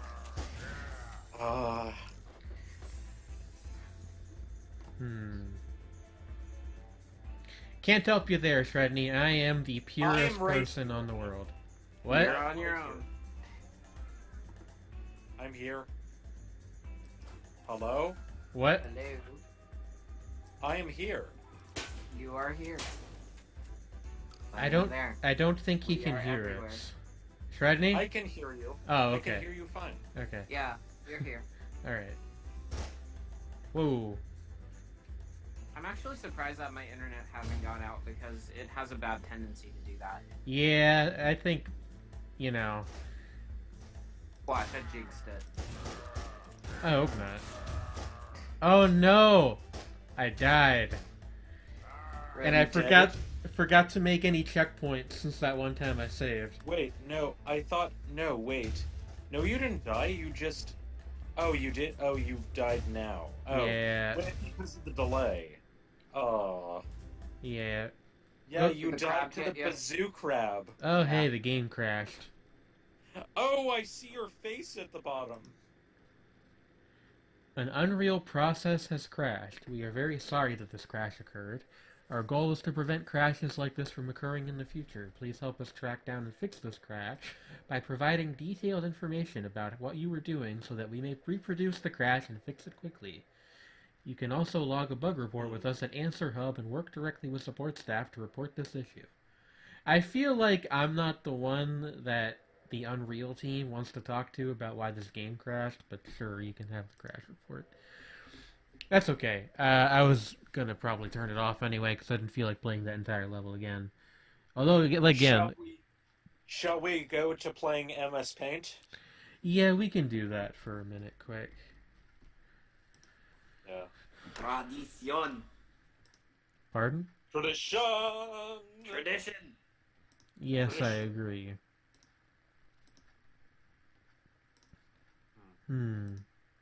I have to really quickly run to the bathroom. Okay. But I will be back momentarily.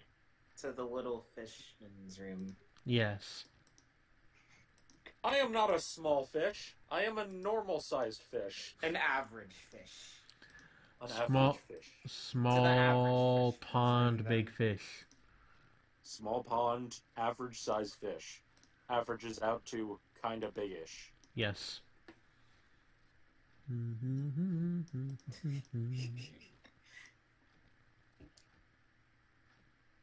Did you happen to get MS Paint on the stream yet? Because all I'm seeing is black right now. Yeah, it should be up in a second. There it is.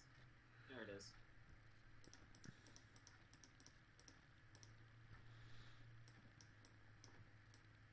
Shapes and forms. Indeed. Forms and shapes. Glad we got to do this again. Me too. I I missed it. after the restructuring of the channel, it kind of took up most of my recording time. The Cuphead series and the Indie Bazaar stuff. I don't know. I'm thinking maybe we'll try to do this like once a month, but I don't know I'd be down. how that'll work out. Hopefully it'll work out. You know, I've been on every episode so far, so I would definitely like try to manage to show up if possible. Yeah. You know, I don't quite care for this picture. Let's try making a different one. Potato Pete. That was him. He's gone That now. was the boy. He's disappeared into the ether. You know, the character I bet I can draw is the Blob boss from Cuphead. What's his name? Goopy Legrand. Goopy Legrand, yep. He's a boy. He's a lecherous fellow, to be honest with you. Yeah, most of them are real pieces of work, ain't they? Yep. Also, I lied. I definitely can't draw this guy at all. I drew something. But it's not really him. Goodness, this is horrifying. You're trying. I'm trying to do something, alright. Yeah. And here. Oh dear. Those breaks in the lines, they'll always get you. Yeah, that's definitely a paint thing for certain. There we go.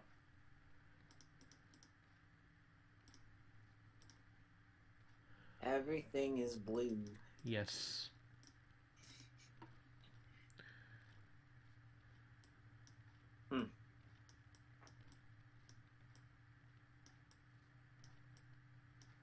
So I live next to a like bar, and I'm like faintly hearing Justin Bieber and DJ Khaled's "I'm the One" in the background. It's very appropriate for the milieu, I guess. Yes. Very good Cuphead.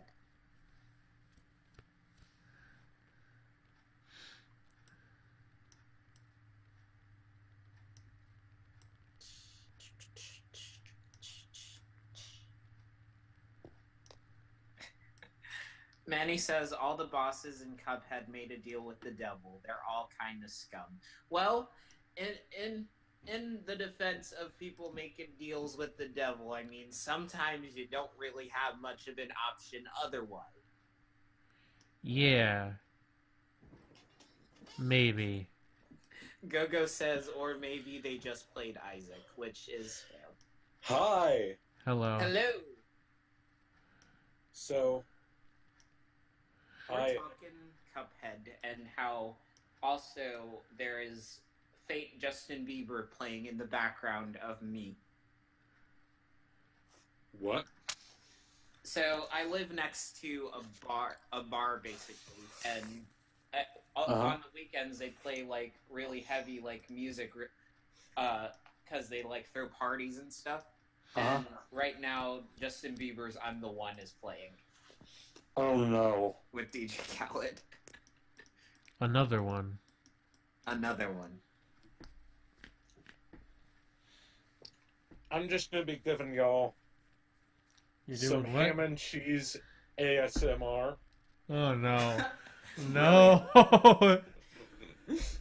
Earlier, I actually ate a buttermilk crispy chicken sandwich from McDonald's, and I was kind of wiping the bun off because they put like mayonnaise on it, which I mean, on the one hand, okay, fine, whatever, but on the other, why does every sandwich have to have fucking mayonnaise on it?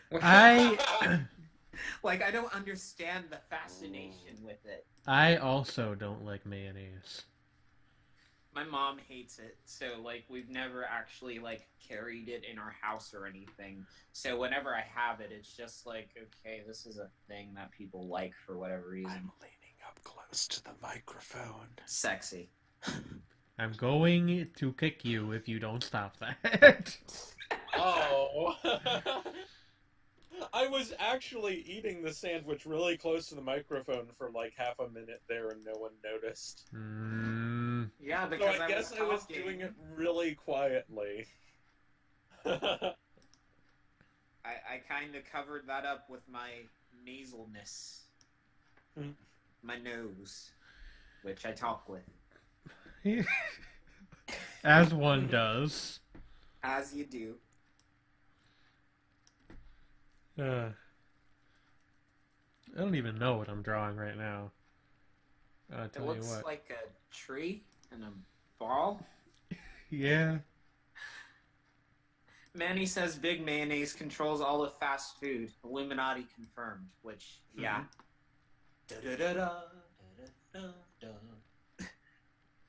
I mean, craft services produces a lot of stuff other than mayonnaise.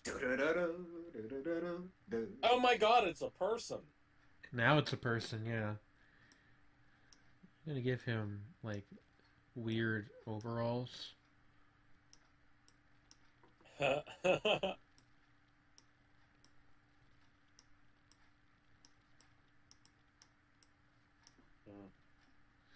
He's a man. He demand him. Indeed. Man's not hot though. He's very cool. Skirri papa. What? Boom boom.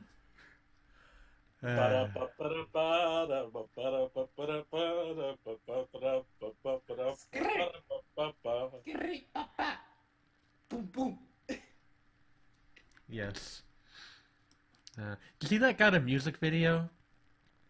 I did not, but like I heard somebody watching it a couple of days ago in the library, and it's just like, okay, this is what's happening. Yep. This is 2017. 2017. Also, Waka Flocka Flame is in the music video. Waka Flocka is a beautiful human being. He's a guy. He has his own way I of regret looking at the doubting. world. Also, DJ Khaled is in it, but that's not even like that surprising at this point. Another one. DJ Khaled is somewhat ubiquitous. He's ubiquitous across all of culture. Lie and Order. Yes. Don't ever play yourself. My dude's got just like the most killer suspenders. Yeah. He's just like he's just living life. He had to pay extra for those suspenders. They don't give you the gold buttons for free. He learned from the best, Luigi, Yes. and whoever else wears gold buttons. Like Andrew Carnegie? I don't know. Sure. This guy kind of looks What? Russian now. Yeah, I thought he did from the beginning. So, okay, he's no longer George. He's Georgie. He's Georgie, yes. Oops. George Ivanovich.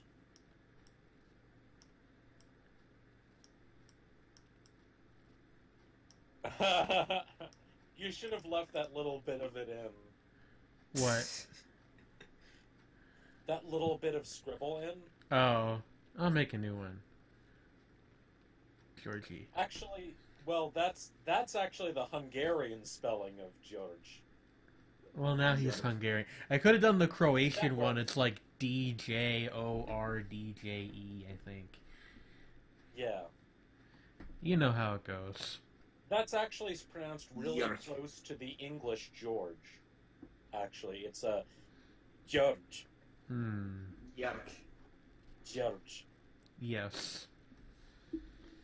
Hold on. It's there's- like an a. It's like an a sound, but you round your lips. So George. Manny says he loves the eyes looking up at God. I'm gonna give him eyebrows. Hmm. There we go. This is good. Actually, seeing Big Mayonnaise capitalized makes me think that has to be a band name. Big mayonnaise. Big Mayo. I mean, Alright. it was already Big Gay. I mean, I'd seen like a thing of a tweet of some ridiculous, crazed homophobic. Can going on I about Big Gay, and I thought Big Gay is totally a band. can I interject with a thought? Yes. Big Gayonnaise. Big Mayonnaise. Big Gayo. And Big on Gayo. and on that note, I think we will call it here for the night. All right. Have a good night, everyone. Bye, guys. Remember, Big Gayo is watching. We have fun here. And forms. Forms and shapes. Oh no, I didn't know you were gonna do the second one, so I think I might have cut you off a little bit. You're good. Oh well. Stop recording. Oh, actually no, I hit the wrong button.